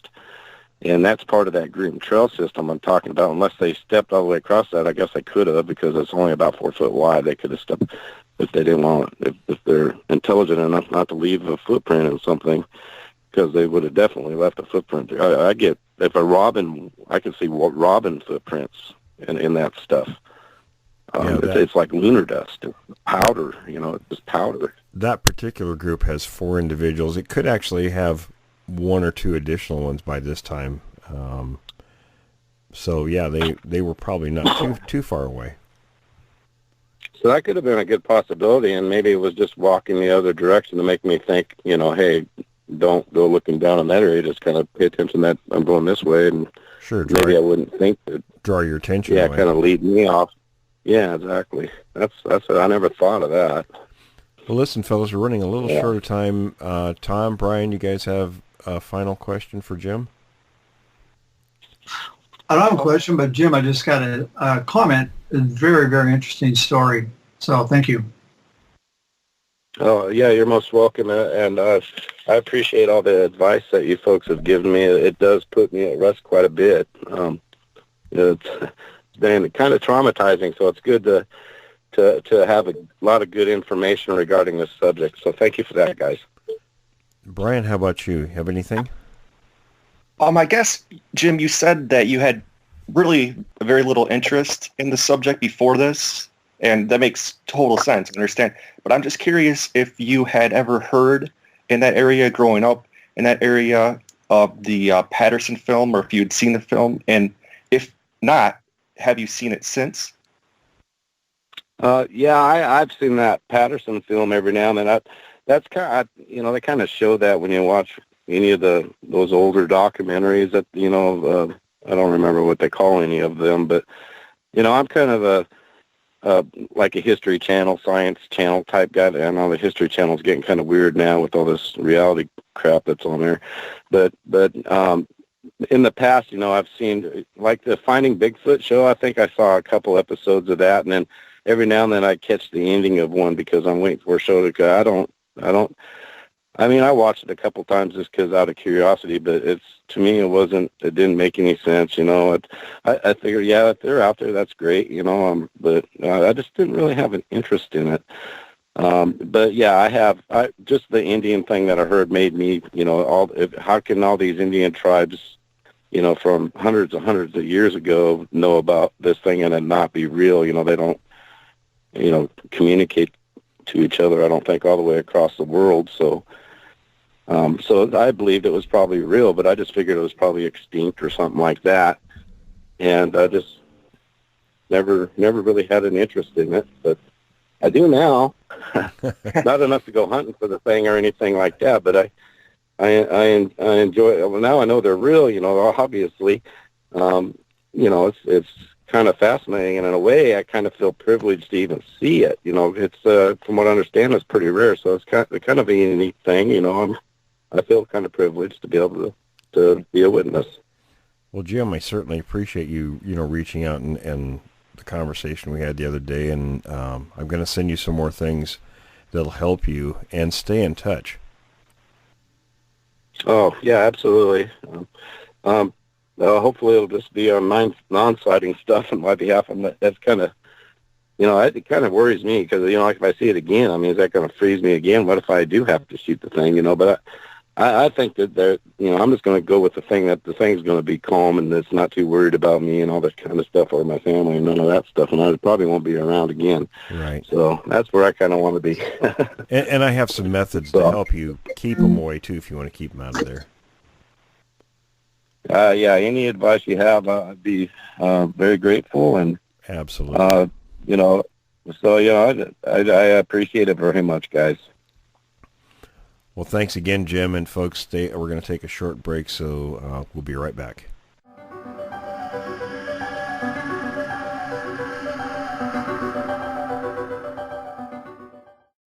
Welcome back, everyone, to the Q&A section of the show. Tom, Brian, we have Joe in Texas with us tonight. How you doing, Joe? I'm doing pretty good, guys. How are you? Good. Good. Very good. I wanted to tell you, your contact, Ed, and I are going to be recording this weekend. Okay, cool, man. He's got a good story, man. You'll like it. So much appreciated for that one. And anyway, fellas, let's go ahead and get rolling on the Q&A. I don't know who's up first, but let's take it away. Okay. All right, so I'll jump right in. Will, and actually this kind of sort of goes back to a little bit of your professional or your educational background. You've studied both anthropology and psychology, and one of the questions that we have is kind of the post-encounter psychology of witnesses. Some of them that are almost like the last gentleman, Jim, that we spoke with. The visual encounter is extremely disturbing, to the point where they actually will maybe even avoid. They may even alter some of their hobbies, not go to the woods for a year or so, it's very disturbing. But it's like a self-imposed exile almost. Later on, I've read where some of these witnesses do a 180 and they go in and they just absolutely go seeking this thing out. And they almost are sort of defending the Sasquatch. Well, it wasn't really that bad, and all this. And it almost feels like kind of like a Stockholm Syndrome. And I'm wondering, have you heard of this? And where people initially are terrified, and then they sort of embrace the whole thing. Well, and what's your thoughts on that? I've never heard that particular point of view. Usually, now you get two basic types of people. There is the majority of them, like Jim, who really want. It just kind of wigs them out. They don't know how to place it in their frame of reference, so they go out and start seeking information to see what it is that they encountered, how they were supposed to deal with it, how they handle it afterwards, things like that. So they'll seek information, seek advice. Oh, I hear some noise. It sounds like birds. Oh yeah, I'm okay. I'll get back in the house. I walked outside. I'm sorry. Okay. We're doing the nature show there for a minute. There you go. Yeah. I hear that. I'm thinking, what's going on here? It's a bionic bird. It's the bionic bird. Okay, so you got one type of person that usually, and in most cases, they won't even talk to people about it, and it's almost like PTSD for them. And then there's a smaller group that will, they dive right in and try to investigate and find things out, and a lot of times it ends up in a dead end for them, but it is overall very traumatic, and I say mostly it's like very similar to a PTSD type of situation for people if they don't get it off their chest. And it's very therapeutic for him to talk about it. Like when Jim and I spoke this weekend, he told me, like so many have before, what a huge weight it was lifted off their shoulders being able to talk to somebody about it. Yeah, it's interesting. We hear that a lot, don't we? We heard that from Rich, and it's a common thing. It's very common. Yeah, and I would agree to that too. I think, just a short time that I've been in the field, I talked to, I don't know, quite a few people that I'm like the first person either that they've talked to or the first person like outside their immediate family. And afterwards they're like, man, it was so great to, to talk about this. It's like a whole weight lifted off their shoulders, Joe, we haven't talked to you for a while. What's been going on in your neck of the woods?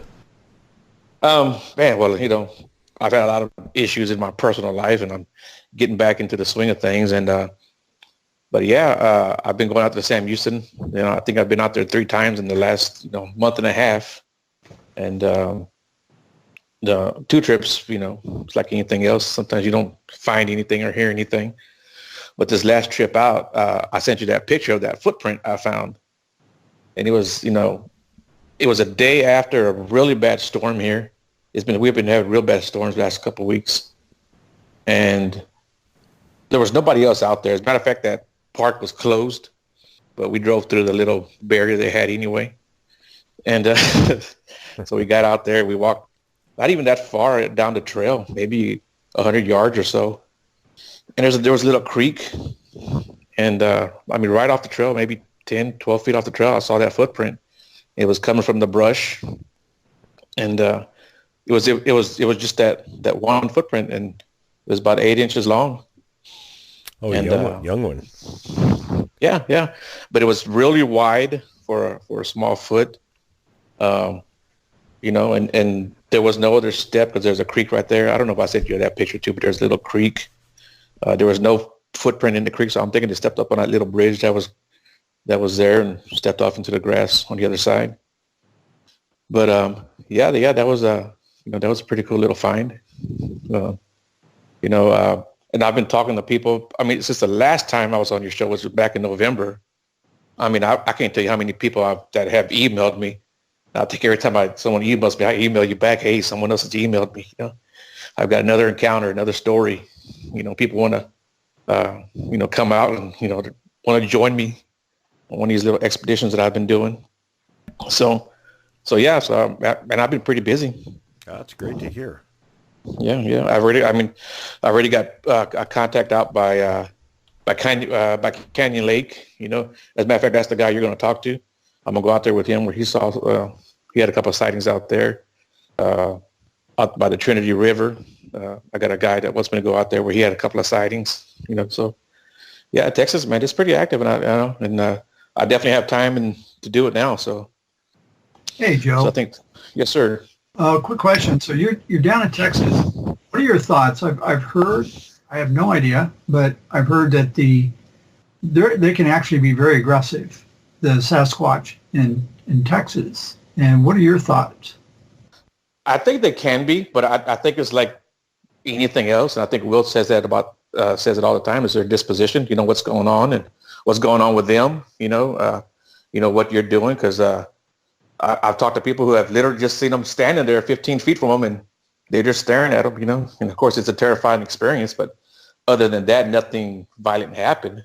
But on the other hand, you talk to people who've seen them, 50 yards away, and it was terrifying because it was throwing stuff at them or making them, vocals that weren't very pleasant, so I think it just depends. I don't know if it's necessarily more violent down here, but I think they're definitely a little bit more territorial down here. Yeah. Well, go ahead. I'm sorry. No, I was going to say, I think, for whatever reason, they are just more territorial down here. Maybe it's the way we're encroaching so fast on their, I don't know, property, I guess you could say, at least in their eyes. Yeah. Well, I was just thinking, there's a guy, and I don't know if it's true or not, but there's a guy named Bob Garrett I read about some years ago. Yeah. Have either one of you heard of that story, or? Yeah, as a matter of fact, I've spoken to his sons. Both of them, Travis and I can't remember the other one's name, but I've spoken to him. I've gone out with him. I don't know about that story. I know there's a lot of speculation going on, so I'm not going to say one way or the other if that really happened or not. I've got no reason to not believe him, but Sure. It's like so many other things. Without substantial evidence or proof, it's kind of tough. Yeah, I think we'd have to talk to Lupe because he used to go out with those guys a lot, and he'd probably know, but he doesn't really do much on the subject anymore. Yeah. Yeah, it's funny. I was hanging out with Lupe the other day. I talk to him almost every day too. He's something else, man. Lupe's a great guy. I really got to come down and visit you guys sometime. Yeah, man. Heck yeah, man. You got a place to stay if you come down here. Awesome. Will, I got a question for you, if that's all right. You bet. I was just going to ask. Okay. So Jim that was just on, he was talking about a trail cam, and there's just been story after story about people having failures with trail cams. They just forget it, they're not going to work. But what about audio recorders? Do you think it's possible to stick one of those in an area that's where they're currently at, leave it on overnight, and do you think they would detect that, or do you think you got a better chance of catching some audio of these things? I think you could get audio. What you'd need to do is hide the recorder, because remember, these things, like other primates, they're keenly aware of anything that doesn't belong in their environment, especially man-made objects, and they'll go out of their way to avoid that stuff. If it were hidden to where it doesn't look like it's hidden, you might have a pretty good shot at that. Okay, that's what I was thinking was, grab one and stick it in like a hollowed out tree or something. Yeah, something like that would probably work. Okay. Will, we have, I told a listener, Shelley, that I'd ask you a couple of questions. She wanted to know about the creature when it walks, because from the Patterson film and also from eyewitness accounts, is this kind of like when a person has another person on their back, like piggybacking, and do they do this perhaps to keep their center of gravity over their legs? And do you think it leans forward because of the amount of heavy muscle mass in its torso? Well, the bone structure is different than ours, so you got to think differently. We think about the way we move and how, or the different reasons why we might move like that, like with weight and things like that. But their structure is different than ours. I'm trying to think. I was on a track thinking a minute there, and I lost my thought. Sorry about that. I was going another direction, and I took a side road there. But they walk like I just remembered, they walk like a cross-country skier, which is extremely different than the way we walk, and it's because the mechanics are different. Yeah. So that the way they kind of lean forward or slump, their slump shoulders and lean forward, that's all part of that mechanical structure they have. It's not really, because of weight or anything. There is something I wanted to bring up, fellas. We were talking about it, Tom and Brian and I, and it had to do with swimming. And I spoke with Mr. Black this weekend. We had a long chat. And I asked, remember, I think, Tom, you brought it up, that, about, swimmers who are really heavily built, like bodybuilders, don't make good divers and such. Was that the case? Yeah, I don't know if I'm the one that brought that up, but yeah, that's true, because that extra mass is, it doesn't work. So when I brought it up to him, because these things are very heavily built in most cases, but are reported to be extremely good swimmers. What he told me was there's a few things that makes it so that they're good swimmers. They have a very large lung capacity. The amount of body fat they have makes them more buoyant, and even their hair. Of course, hair when it's wet will float, and it also traps air. So they have a lot of things going for them in terms of being able to swim, and they're seen many times being strong swimmers. Well, as kind of a follow-up to that, like here in Florida, they talk about the swamp ape, and I'm just curious as to what you think. Do they, because most of the reports that I hear about them swimming or being in water are down in the south, and I was just wondering if you thought that was maybe as kind of a way that they cool off, or is it just different types of species, basically, or different types? It could be. I mean, there's a lot of different things they might do. And it's not just the south they're reported swimming in. Where Jim lives, actually, near the Columbia River that divides Washington and Oregon, in fact, not that far from where he had his encounter, is an area where historically locals would see them swimming back and forth across the river. So I've heard of these stories many other places too. So it's pretty much widespread. Oh, so I was going to say it's not necessarily because the hot temperature in the south? Not necessarily. It could be, just traversing terrain, going from one area to the next. It could be a number of reasons. But, cooling off is certainly one thing they could be doing. Mm-hmm. It's funny you brought that up because I was just about to ask about, because I just thought, okay, you look at the Columbia River. That thing is huge, right? I mean, you're from the Northwest. Mm-hmm. And I thought, hey, that is a great way to keep two different groups isolated from each other. But apparently not. Apparently they can have the ability to swim across the Columbia. Oh, yeah. And they're seen doing it all the time. Wow. So, in Oregon, where you get the very upper northwest corner kind of hooks up, you got that little stump, right. Land. Okay, and you get more towards the east.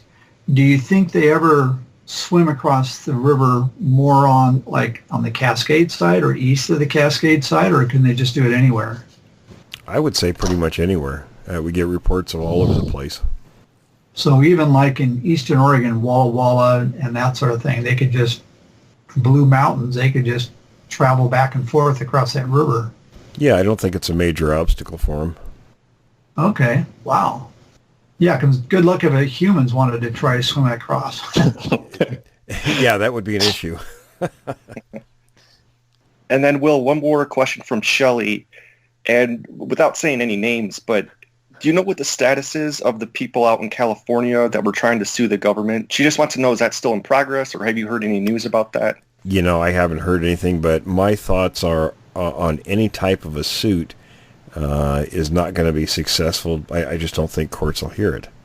Mm-hmm. That's interesting, Brian, because I was thinking about that earlier today, not that specifically, but I was listening to a National Park Service ranger a while back. I was watching an interview with him. He's talking about an account where somebody had, they had an encounter one of these things in Southern Oregon, and the Park Service guy just came right just within a fraction of an inch of saying they exist.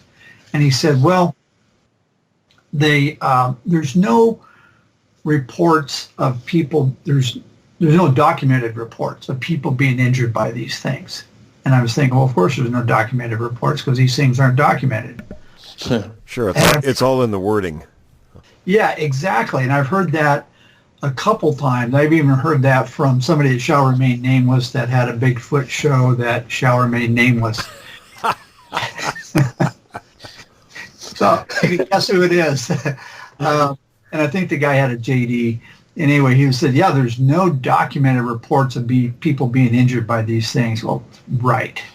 Of course not. It's like saying there's no documented reports of people being injured by any kind of a undocumented whatever creature or what have you. What are your thoughts, Joe?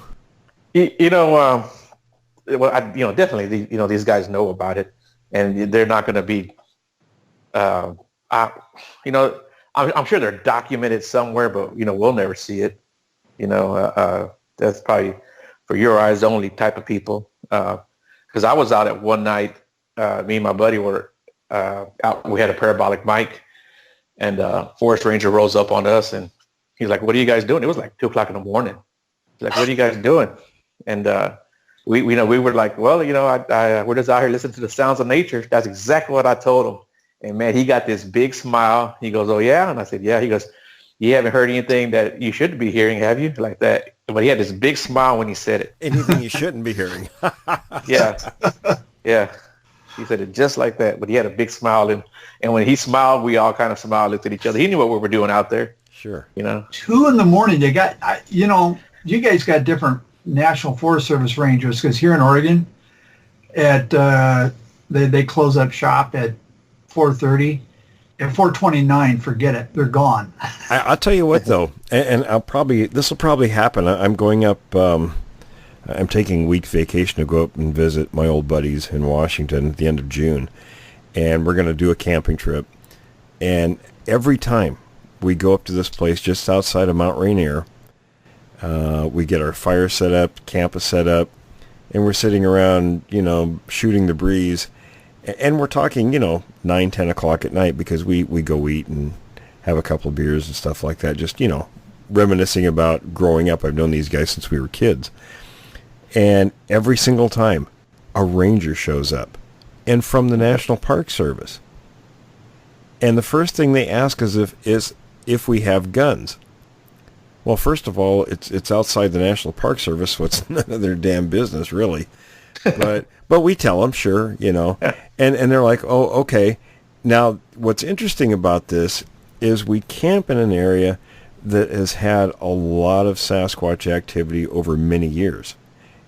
We've heard things. My brother-in-law is a teacher, and a couple of his students were camping up in that area and found footprints along the creek. So long history, and I think even Joe, that's not too far from where our friend Lupe and his son had a sighting up there. So it's just interesting. Every single time we go there, and it's late at night, somebody from Mount Rainier National Park comes outside the park, and the first thing they're asking us is if we're armed. And then they don't make a big fuss about it. They're like, oh, okay, and off they go. So I'm thinking, what the heck is all that about? How do they know you're there? Exactly, because we're out in the middle of nowhere. We're not visible from anywhere. I think there's one way to find out. well, you can bet they'll be there next time. I know they listen to your show. I'm sure. I think I'll have my video camera set up this time to capture the whole thing. Well, it's funny you mentioned that, because at the end of June, or early part of July, my brother's trying to drag me up to Rainier to go hike it. And but you know, there is a way to find out if they're, I don't know if it's the way, but there's one thing you can do is take your cell phone, and have it search for Wi-Fi connections. Oh, that's interesting. Yeah, see if you get a good Wi-Fi out there. You know what's funny in that particular place, though. 2 of my buddies and I, all three of us had different carriers. I had Verizon, and I can't remember what the 2 of them had, but you could tell which one would get the farthest reach as we got to the place we camp. And mine would have the longest. I could sometimes have cell phone service there, sometimes not. So I really don't know that there would be any Wi-Fi there. But I'll tell you something. If they've got strong systems like OnStar, that you can reach way out beyond any cell phone type of service. So that's probably what they would use. Yeah, some sort of technology. And by the way, I'm not on Verizon, but man, I'm telling you, as soon as my phone's paid off, I'm switching over to Verizon, because I'll be out in the areas up in McKinsey or something like that. Somebody else has cell phone how the heck do you have phone service? I got nothing. I'm with one of the big... They got Verizon. Yeah, me too. Verizon's, they got coverage everywhere. I'm like, okay. And what I'm going to do is, when the weather gets a little nicer, one of the, the spot where I went where I got the handprint and the tree structures and stuff. Yeah. Believe it or not, I go up to that fire lookout. I get better self-service there than I get in town because they've got a communication. I think the Forest Service, somebody's AT&T and all the Verizon, everybody's got this comm center in the middle of nowhere out in the wilderness. And I get 4G out there just perfectly. So I thought, well, maybe one of these times later this year, I'll go on site and report if I see anything. Oh, speaking of the folks that come and visit us when we're camping, I just wanted to give a little shout out to our friends in Florida, and we'll just leave it at that. And except to tell them thank you for what you're doing in the field there. I know Joe. I'll have to bring Joe up to speed on that later, but Tom and Brian, you guys know who I'm talking about. Yeah. Hey, go ahead. And I wonder why it's almost as if when the Park Service ranger comes over and asks you if you're armed, he's like, oh, okay, good. All right. And then leaves. And if you said, no, we don't have any guns, he might, I wonder if he would say, next time you come out here, it might not be a bad idea. It's really, an interesting encounter each time. It's very odd. We all kind of look at each other and scratch our heads after they've left because we're thinking, what the heck was that all about? Yeah. And one time we were down this road, and it was like a 2-mile road out in the middle of nowhere. And I'd be doggone if the park ranger didn't come up to us. And that was probably, closer to midnight, maybe 1 a.m. And he asked us the same thing. What are you guys out here doing? I just told him we're just out here just listening to some sounds. And he was like, oh, okay. Now I understand if they're looking for poachers. I understand that totally. I was going to say that's one way to get rid of them. That's only one. That's one way to get rid of them. I found out. Well, we saw some guys down that way with some flashlights. Man, they'll jump in the truck and get on down the road. Yeah. So that's what I've been doing. Yeah, there's some guys down there with a flashlight, and they'll take off. Hey, I have a question for both Will and Tom, because Tom, this story, I guess, took place in Oregon. Oh yeah. And, I know where you're going with this. well, maybe. Now, this is actually a different story than the famous 1924 Washington State story of miners. But this is the Alameda Mine story. I'm not sure if you ever heard that, but apparently a group of miners left in search for a gold site. And apparently there were 4 or 5 of them, and only one of them actually made it back. And he told a story about how these creatures attacked them. And then when the search team finally discovered the attack site, they found 2 bodies, and they discovered enormous footprints around the bodies. And they never found the last guy, but they found his pants and his hat and footprints around there too. I'm just curious if you guys have ever heard that story. I didn't hear that one. I thought you were going to talk about that guy in Klamath Falls last week. But where was this story at? Was it in Southern Oregon? It's Southern Oregon, I think, isn't it? Yeah, I'm not sure specifically. I've heard a couple different variations of a story like that, but... Will, you've got one in your book. Yeah, I think it's this. You've got 2 books: Witness of the Unknown, the Black River. Right. And I got the second one. I don't have the first one yet. And there's a story in there from I think the late 1800s where a bunch of miners. Yes. Yeah. That's the one I was thinking of, and I think that's maybe where variations of the story come from. Is from that, and I can't remember where that was documented offhand. It's a scary story, though. It's a scary story. It is. They went and, had a confrontation with this thing and shot it. Some of them shot it, and that was a bad thing to do. The Chetco monster story. Yes. Yeah, that's it. Chetco. Yeah. Yes, that's an incredible story, that one. And that, I've been down there. The woods, it's basically the redwoods, not far from the redwoods area. That place is wilderness, very, very. That's big country. Yeah. So I'm trying to talk my wife into, we need to go camping. We haven't been on the Southern Oregon coast for a while. You're going to take her out to the Chetco River. I've got some shirts that say the bait on them, There you go. You need some glow in the dark ones. Right. Yeah, that would be a good area though, because I mean it's pretty remote. Yeah, there's things that come out of that area. It wasn't that long ago we had some stories come out of there about a year ago. You know, there was I talked about this some time ago. There was a family.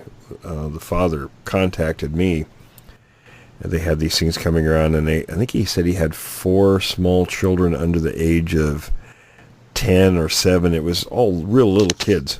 This thing would come up in the window every night, you know, and wasn't a big window, fortunately, so I don't think it could actually get through the window, but it would stand out there for long time periods and stare at the kids while they were sleeping. And they were pretty frightened, so a friend of mine went up there and employed some of the techniques that we were told to get rid of these things, and they did go away. So some strange things go on in that part of the country. Wow. Hey, that brings up another question. Do you remember, this is back in the old Witness of the Unknown days, you got a guy on named Lee. He did a part 1 and a part 2, and it seemed like you guys sort of knew each other. Yeah, he's a friend. Okay. He's a little rough around the edges, but he is. Yeah, it's probably that Navy background. I don't know. Oh, the seafaring services, yeah. Right. You're familiar with that, Tom. Yeah. You develop a whole new culture, a new type of language, a lot of right. Yeah, he's got a lot of language. Yeah, but I was riveted. I listened to both of those, and I was just glued to both of those episodes. I was like, wow, this is the real thing. And one of the encounters was up around Alsea, in the Alsea area, which is where I used to grow up in when I was a little kid. My aunt was a school teacher, and she had a house there, and we'd go up there quite a bit. So I know that area. Anyway, I'm just wondering if he will ever be back on, because he's good. Yeah, we've been talking about him coming back on. I'm not sure exactly when yet. We haven't really. He's been working pretty hard lately, so we talk once a week or once every 2 weeks. But oh wow, if something goes on, yeah, he had a hell of an encounter, and I actually went up with him, and we found fresh evidence up near where he used to live, where he had these encounters. So there's plenty of stuff going on up in that area too, and that's not that far north of me. Oh, okay. Yeah. And I remember you guys were talking about, it just sort of alluded to, he goes, yeah, and the area south of Crater Lake. It's like you both knew what you were talking about there.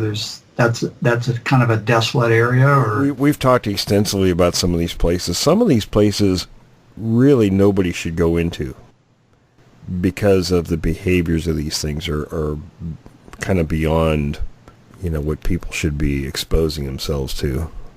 Wow. Not very good behavior, we'll put it that way. Yeah.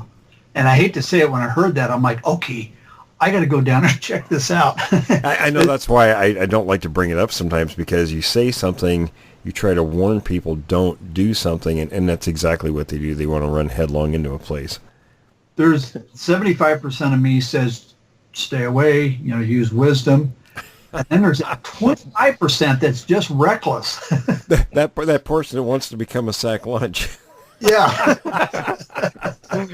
Yeah, well, we were talking to Jim in the previous segment, and he made that comment that the one that he saw kind of looked like a basketball player. It wasn't the huge, husky, even like Patty type of one. But I'm just curious if you ever have gotten a report of one that's really, really fat. Actually, I wouldn't say fat, but more round. Instead of muscular. I will say something. I don't know how much I should say this, but I'm not going to get the exact figure. When I spoke with Mr. Black this week, we have conversations. Usually, it's mixed with a lot of different things. Personal stuff we talk about in our lives, and then we'll go in and out of this subject. But aside from just the main basic groupings, and Tom and Brian, I told you guys the numbers, but I'm just going to leave it general, because I don't want to confuse people. You get variation in the species. So like we talked about, you can have 20 people in a room. They're all human beings very clearly because of the physical characteristics that define us as human. But no two people are going to look exactly alike. So you can get a bunch of witnesses and show them a different person from that group, and you're going to get a bunch of different descriptions. So people automatically would think, oh well, there's different things, for applying it to the Sasquatch. But the Sasquatch, they, as they live in different environments, throughout North America, they've adapted, in those different regions to the specifics in their environment. So their bodies have changed somewhat in those adaptations. So there's actually quite a number of variations. So you get variation in the species among individuals, but there are also these area-specific things that might make one region's creatures look different than another region, so to speak. So there's a bunch of these. We'll just say a couple dozen different variations. So and that's to be expected with animal species adapting to areas anyway. This is like a consequence of like evolutionary adaptation, right. Or they're not adapting to an area. They've already adapted or are in the process of, going through these adaptations to a certain area. And an example might be, out west, because it's so mountainous in this part of the country, we get Sasquatches like what you see in the Patterson film. They're very, very large, very bulky muscles, and that's designed or adapted to mountainous terrain. Whereas in another part of the country where there isn't that kind of terrain, they might be a little more slender, maybe muscular, not as bulky. Yeah. Oh, no, one thing I've always wondered, to kind of switch gears a little bit, is have you ever gotten any reports of somebody seeing a pregnant one? I haven't, but I don't know. I would think when they're pregnant, they're probably, kept well beyond where humans are. Because they're not just out wandering around. I mean, they move through these areas, and a lot of times the sentries are on the outside, the perimeter, and then the hierarchy is more inside of these areas. So I think if they're pregnant females, they're probably, more in that core area and not exposed to dangers. That's a guess, of course, but I think that's probably true. Yeah. So, you talk about some of these are skinny or, they're more like they're not the bulky ones. Going back to Witness of the Unknown, there's a story in there about some guy who went to pick up his kid. I'm trying to remember how this went. Anyway, they were coming down this highway near Union Creek, Oregon at night. They'd pull over. Oh, the father and son, yeah. They were bringing a Jeep from Idaho. Yeah, that's what it was. Yeah, and they pull over, and he had the EBGBs right off the bat. So he pulls out his Mossberg, and the kid had something too. And the woods just kind of came alive. They could just see it because of the snow and I guess the moon or whatever. Well, if you recall, they stopped to relieve themselves. They'd been drinking a lot of coffee. They saw these things, and he said he figured there were around 20 of them zigzagging through the woods towards them. Yeah. And he got freaked out. He just had a feeling, this overwhelming feeling that they were going to be eaten. So they jumped in the truck and took off. And he thinks he actually ran over the foot of the closest one that approached them. They came in that quickly. Yeah, yeah. What do you think about the validity of that story? That is just a freaky story. I've heard stuff from that area, and it kind of it makes me think it's probably true. Yeah, yeah. Because apparently the kid later mentioned it, if I remember right, to somebody, and he said, yeah, even law enforcement won't go there at certain times of night. They're like, yeah, we just, you're on your own. You call us up, talk to you in the morning if you're still around. There's a lot of places like that we know about now. That's why I mentioned, that part of Oregon and there's parts of California and elsewhere that, if you get in there and get in trouble, nobody's going to come and get you. Yeah, wow. And I wonder if I'm just thinking here. They're really aggressive in those areas. They're just bad news. I wonder if it's a throwback to how they used to be, and because it's such an unpopulated area. This is just speculation.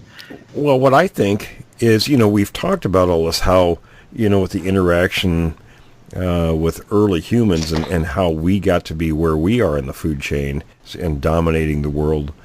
And I believe that, and when you look at Danny Vendramini's work on Them and Us, I think he's kind of hit a lot of it on the head, but he's got the wrong creature. I think a lot of that's probably what happened, with them, preying on early humans and the smart, aggressive ones became dominant in our species. And I think our ancient ancestors felt that they extinguished these things altogether. I think they felt they wiped them out. And we talked about some of the medieval stories and things like that, I think are echoes of things that happened thousands of years before that. And what's happened is we didn't wipe them out, and they're making a comeback, and because our behavior is changing away from what made us successful, is making them feel more emboldened, and I think they're returning to that original behavior set that they had with us. Oh, that makes total sense. It's like, if you have an aggressor, you never want to appease the aggressor. Yeah. Because they're aggressive. Exactly. You always want to stand your ground. You want to maintain, that position. Otherwise, as soon as you drop that guard, they're going to go right back to the way they were. And I think that's what's starting to happen with these things. Yeah. And it's funny because it seems like, I'm 60. I don't know how old you are. But when I was a kid, it was just common that you went to hunter safety school. Your dad took you out. Yeah. And all my brothers, I was the youngest of 4 brothers, and Dad took us out. It was, you're shooting a 30-06 when you're 9 years old, and you're out elk and deer hunting and everything else. And everybody, that was just, and now I'm glad that the younger generations are outdoor minded. But I was in at one of the, it wasn't REI, it was a different store here in town. I was talking to the guy, and I said, yeah, I said, so, he lives out in the sticks. I said, so do you ever do elk hunting? He goes, you mean kill elk? No, I eat them alive while they're running. And I just couldn't believe it. It's like, yeah. And you say, you do know where steak comes from, don't you? Yeah. Yeah, right. And, the thing is, elk is good eating. It is. Like, it's probably the best, I think. It is. It's better than cow. It's way better than black. Oh, yeah. Oh, yeah. But it just blew me away. He was like, he just froze in absolute abject horror. And he was like, you mean kill an elk? Well, and a good example of this stuff is like when we talked to Jim earlier. Yeah, the first concern he had was cougar coming around the house. Back when, and I'm just a year older than you, Tom. I remember, growing up in the 60s and 70s, that didn't happen very much. Never. Because, and I can tell you, and I said it, my dad used to tell me all the time. He'd say, when I was old enough to have my own rifles, which I think was about the age of 10 or 11, if anything come in the yard, and you remember back in those days, there was a lot of rabies that was going on with wildlife. Dad said, shoot anything that comes in the yard. Yeah.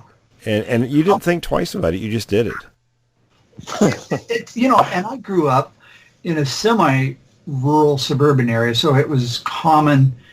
It was funny, that everybody would get cars when you got to be teenagers, but just before that, there was some of the girls in the neighborhood who, they didn't have cars because they weren't old enough to drive, but they had horses. They'd come over and visit my older brothers on horses. Ours did too. Okay, yeah. And it was really common to see some guys walking down the street with a rifle in their hand, a couple of, either 22s or whatever, and you didn't think anything about it. And today they would, people would. I could tell you a story. This always cracks me up. Now, my dad, he was born in 1918, so when he was 11, he got shot in the knee with a 22, and it was because all the kids brought their rifles on the school bus because they don't go hunting after school. And one of the rifles fell over and went and discharged and hit his knee. So and acted like it was no big deal, Right. But I mean, can you imagine today? There's no way. Somebody mentioning all the kids that are 11 taking their rifles to school. Oh, That's crazy. I only laugh because you think about the conditions today, with school shootings, and I'm thinking, well, people want to blame the hardware. Well, No. the hardware was the same then as it is today. What's different? It's our mindset. It's our behavior. Go ahead, Tom. I'm sorry. No, I didn't bring guns to school, but they would have locker searches once in a while when I was in junior high school looking for drugs and stuff like that. And I remember after one of the locker searches, I get called into the principal's office. Uh-oh. I was like, oh, no. I go in there, and there's my tackle box, all my lures. Oh, no. Yeah. I possibly may have, during a couple of the math classes, thought fishing, because it was real close to a great place to go fishing. So fishing or the stupid math class. So me and friends would go fishing. It was more about truancy. Yeah, it was. It was. But, in those days we could bring knives and stuff into school was no big deal. Yeah. Nobody cared. We made swords in the metal shop class. Do something like that today. But so it's the whole mindset. And with this huge change in mindset, it's lowering us in the position that we occupy in the world. And I don't know that it's such a good thing. No, I don't either. And, look back on our generation, and I'm not saying that we're better, but in the sense that you wouldn't even dream. It would never cross your mind to shoot somebody intentionally. Oh, never. God, no. You think about bullies and stuff like that today, and these kids want to go shoot them and do these things. I had a room full of rifles, and the thought would have, and got picked on pretty good, and would have never thought, ever, to do something like that. Yeah. And I remember one time in high school, a kid snuck and brought a pistol to school. And we just thought he was just like dirt. It was like, what are you doing? Yeah, there was a lot of peer pressure against doing stuff. There was a boundary, and you just didn't cross that boundary. That's exactly what it was. You had a set of ethics and morals, what have you. And nobody would put up with that kind of stuff. Right. And so what changed? Something changed, and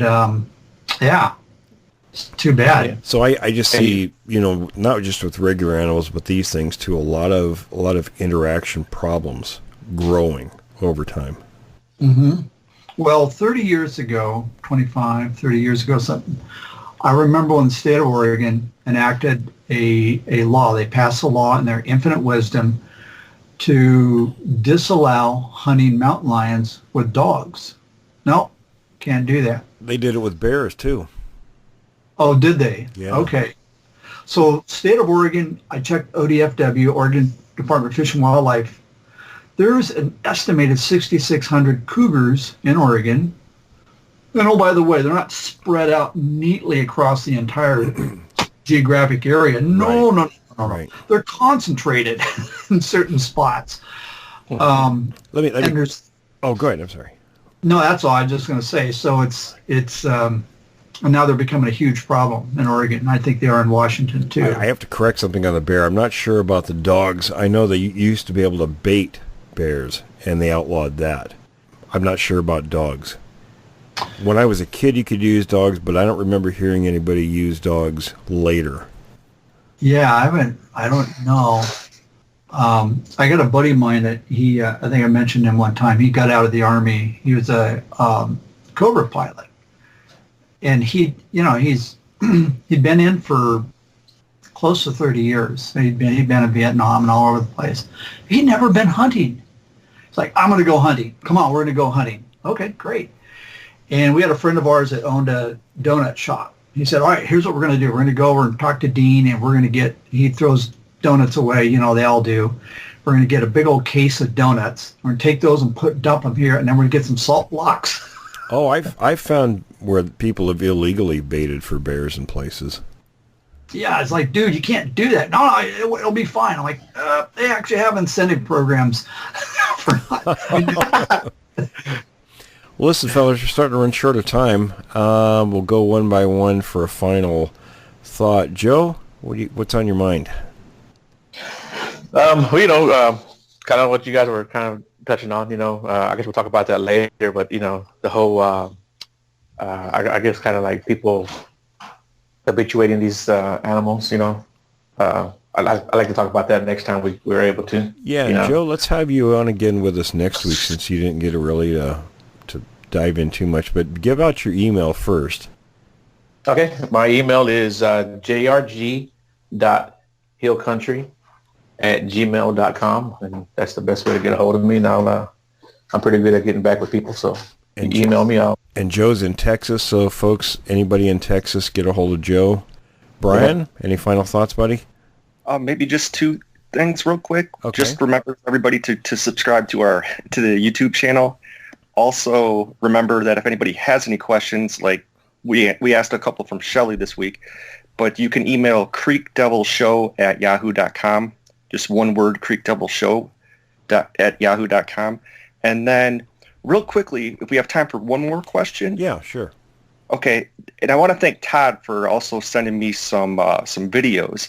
And in one of the videos, the guy, and I forget his name offhand, but he talks about how he would just be out there looking for the creature, trying to find sightings, looking for evidence, and so forth. And he tells a story that a lot of times what would happen, and he's had a few encounters himself, but he said a lot of times what would happen is he'd meet random hunters out there, and they'd ask him questions, and he'd tell them, well, I don't know if I should say this, but I'm looking for Bigfoot. I know that might sound embarrassing, but then what he found out was that a lot of other hunters would laugh, and they would actually tell him their own encounter stories. Yeah. So that's common, right? Yeah, and I'd actually like to hear from more hunters. Mm-hmm. So if anybody's a hunter out there, bow hunter or rifle, if you've had an encounter or if other hunters have, get in touch with us. Tom, any final thoughts? No, I just want to second what Brian was saying, that I do have some friends that are hunters, and my experience is that a lot of times the hunters are a lot more open, and so I think that's a good idea to maybe check with them and see if some of them do have encountered. So, all right, fellas, listen, great chat as always. Joe, glad to have you with us, and come back with us next week so we can continue this.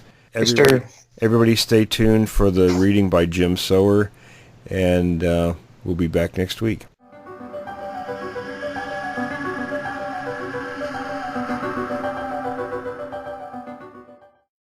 Welcome. This story is being brought to you by William Jeffning and is being narrated by me, Jim Sower. I'm going to say the title of this one is Speedway Monster, written by Ken Halsey and Terry Presley. Huge, scary, aggressive, fast, and threatening. These terms are used to describe several Bigfoot-like creatures said to inhabit the desert regions of Southern California. These mysterious giant apes go by many different names: the Borrego Sandman, the Speedway Monster, Zoobies, Devils, and the Yucca Man. It may come to the surprise of those who follow stories about Bigfoot and other mysterious creatures that the first report of these creatures by European settlers did not come from the East Coast, Midwest, or even the Pacific Northwest. It actually came from Southern California. In 1769, Spanish priests founded the first mission in San Diego. Local Gabrielino Indians told the Padres about hairy devils that lived nearby. In fact, according to written accounts, the Indians lived in fear of these large, foul-smelling wild men and refused to go anywhere near the reported home called Tauispuki, Camp of the Devil, on the southern bank of the Santa Ana River. The area of Dead Man's Hole, near Holcomb Village, just west of the Anza Borrego Desert State Park, was a water stop on the old stagecoach lines during the mid to late 1800s, and is the reported site of several alleged murders blamed on Bigfoot. In 1876, one of the passengers who ventured out of the safety of the coach while its horses stopped to take a drink reported seeing a large, naked, hairy thing watching him from behind some scruff. After that, several people met their demise at the site, either strangled or beaten to death by an unknown person or thing. They blamed the monster, of course.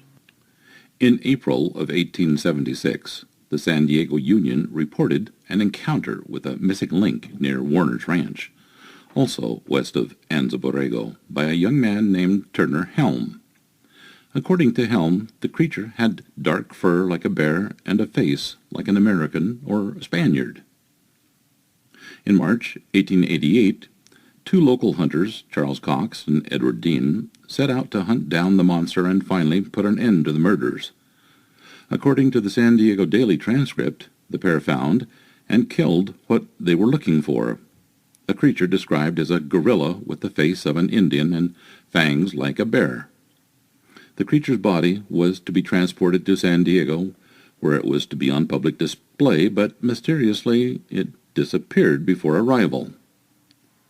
Undoubtedly, it was the discovery of gold deposits that first lured the white man to this desolate area, and it's from one of these fortune hunters that the first report of Bigfoot, or the Borrego Sandman, as it has been called in these parts, originated.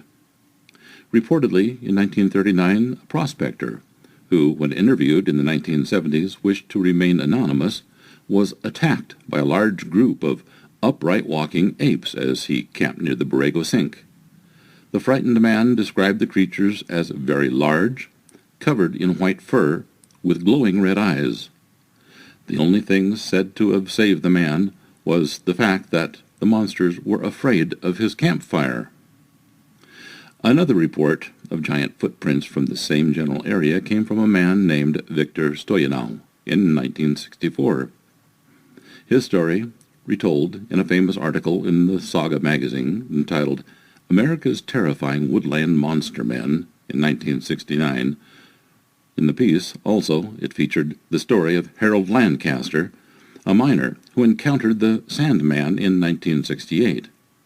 Here is an excerpt. Gold prospectors and treasure hunters frequently seek their lost bonanzas in isolated areas. Since 1964, treasure hunters in the Borrego Valley Desert in California have whispered about the abominable Sandman of Borrego. The arid area is near the Mexican border. It is virtually uninhabited. There are many fissures, caves, and crevasses in the Superstition Mountain region, and prospectors say the Cocopa Indians have told of a subterranean labyrinth underneath the mountain. Major Victor Stoyanov was seeking an access into the Superstition Hills in January 1964 when he noticed large humanoid tracks in the sand dunes. The prints ran in pairs, generally parallel, and averaged about 14 inches in length and 9 wide at the instep, Major Stoyanov declared. He returned to the desert on several other occasions, made plaster casts of the prints, and snapped photographs. Curious as I am, I hope that the person who discovers what kind of beast it is doesn't happen to be me, Major Stoyanov said after his thorough investigation into the tracks. The San Diego Union ran an unverifiable article some years ago of a Sandman that was shot by Hunter Frank Cox at Dead Man's Hole near Warner, California, in San Diego County. The beast, described as a cross between a man and a bear, had a head that was rather small, with protruding teeth and powerful jaws. The muscular creature had feet that measured 24 inches in length, and the body weight estimated to be 400 pounds. Harold Lancaster, treasure hunter, was prospecting in the Borrego Sink, east of the settlement of Borrego Springs, California, in July 1968, when he saw a Sandman. I was camped up on a mesa one morning when I saw a man walking in the desert, he reported. The figure came closer, and I thought it was another prospector. Then I picked up my binoculars and saw the strangest sight in my life. It was a real giant ape-man, Lancaster said. I had heard about the screaming giant ape-man up in Tuolumne County that frightened people for a couple of years. Another person and I even went up there to look for the thing. I decided it was a hoax and never expected to actually see one. As the Sandman drew closer, Lancaster became worried. That thing was big.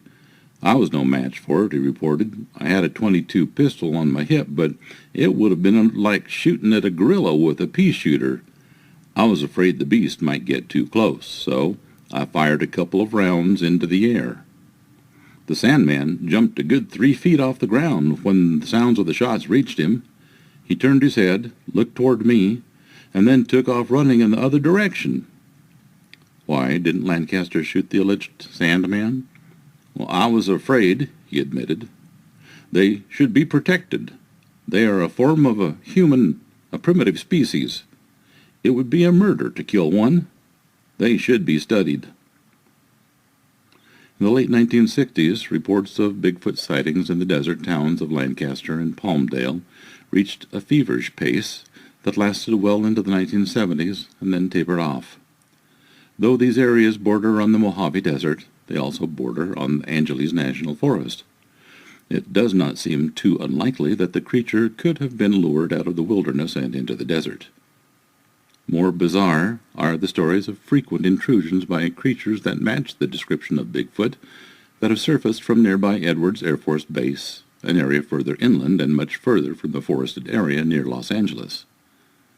As the story goes, base security has possession of several surveillance videotapes that plainly show extremely large, upright apes trespassing in the facility's numerous underground tunnels.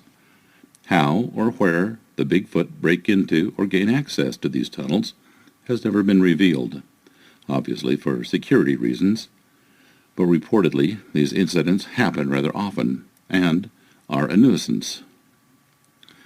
In 1964, a father and son found themselves being pelted with rocks by a shaggy creature while hiking near Escondido. Later that same summer, a juvenile Sandman was implicated in the death of 3 cows on the MGM Ranch near Jamul, west of Anza Borrego. This time, the creature left behind plenty of large human-like tracks in the soft dirt. The city of Fontana has had a long and glorious history associated with auto racing. As most of you probably know, the city is the present home of the Auto Club Speedway, which holds a yearly major NASCAR race along with other racing events of different types.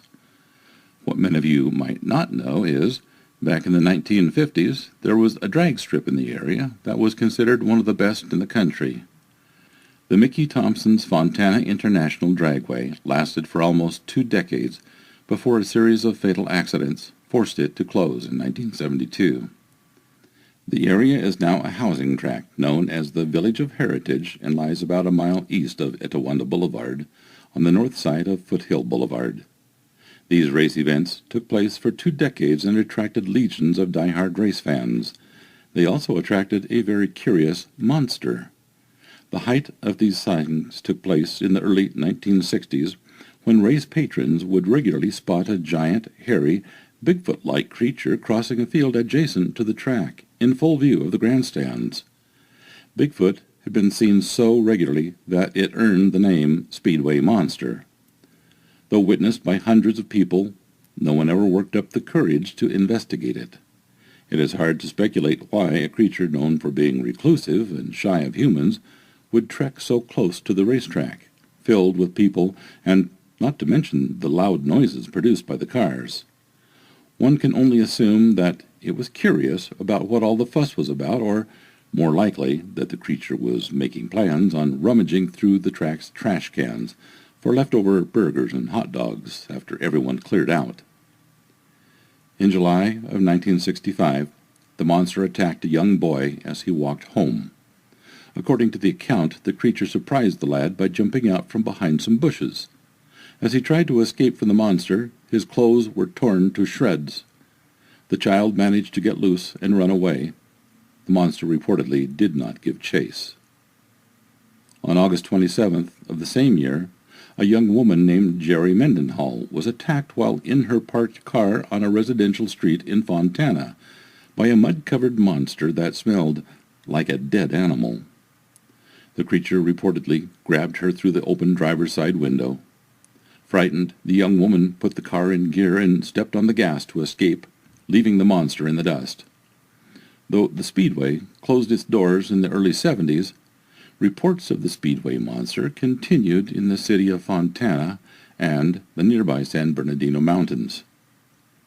In 1975, a group of Boy Scouts were woken up by a Bigfoot rummaging through their campsite near Barton Flats.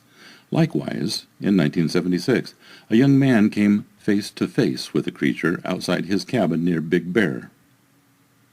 The area of Lytle Creek in Cajon Pass near Fontana has been a hot spot for Bigfoot sightings for decades. In 1985, a set of large human-like tracks were found in the mountains near Anza. I have hunted that area and hiked around there over the years. Many times I have been out there and knew that had some feeling or other of some presence. I don't mean like small animals or anything of that sort, just unexplained feeling that someone or something was watching me or following me. In 1991, Fontana President John Davis reported that a hairy creature on 2 legs raided his chicken pen. The most interesting post-Fontana Speedway story came in 1992 when several motorists on Foothill Boulevard spotted a family of Bigfoot walking along the railroad tracks that crossed over the busy street. The location was reportedly close to the local Ace Hardware store. Oh, and here is a little history. Back in the 1800s, an area between what is now the towns Laverne and Pomona, near Fontana, was known to local Indians as Toibipet, Devil Woman, who was there, the reported hunting ground of a female Bigfoot. The first sightings of the Yucca Man began in the early 1970s as more and more people began to populate the remote desert regions of Los Angeles.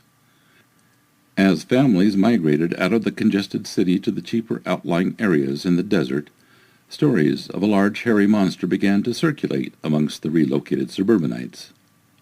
At first, no one really paid much attention to these reported encounters that many believed were just the product of bored imaginations.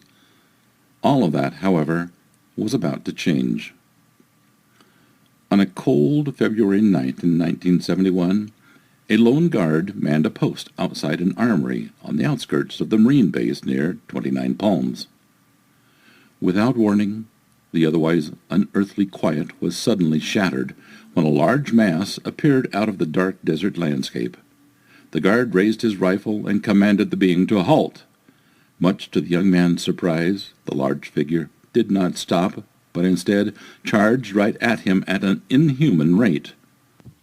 As the figure grew closer, the Marine realized what was approaching rapidly was not a man at all, but a huge, upright, running, hair-covered creature.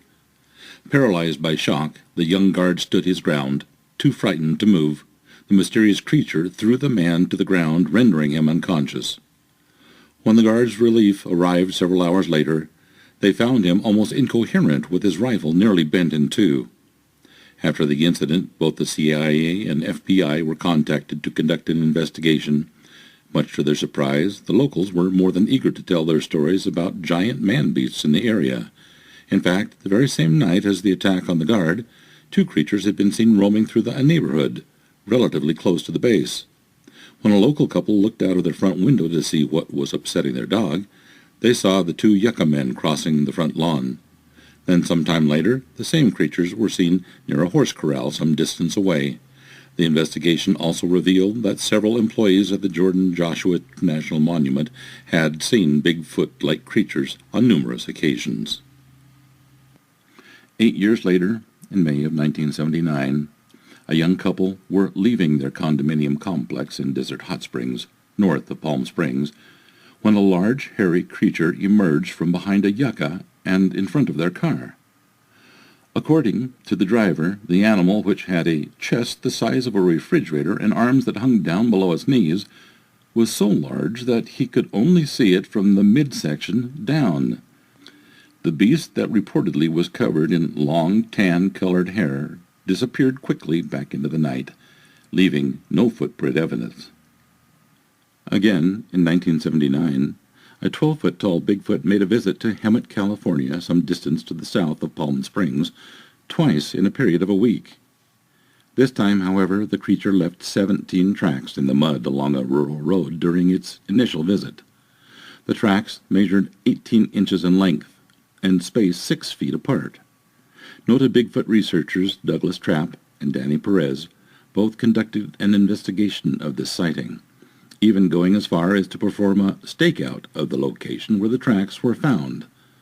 Alas, the monster did not return.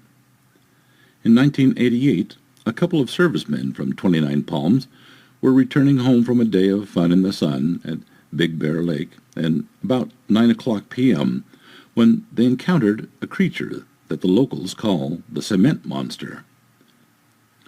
Due to the fact that it is said to live near an old cement factory in Lucerne Valley. As the two men approached the old factory, a large, upright, running creature moved across the road in front of their car. As was the case 9 years earlier in Desert Hot Springs, the animal in question was so large that the men could only see its lower half. The two men looked at each other in disbelief for a moment before one of them cried out, "It's the cement monster! After him!" The driver hit the brakes, while the other reached for a gun that was in the glove box. The two adrenaline-filled men searched up and down the road and around them and exclaimed, "What the hell was that?" The other replied, "That was the cement factory monster." But they never found any sign of the creature. The pair concluded that they had seen some form of prehistoric man and returned to their journey home.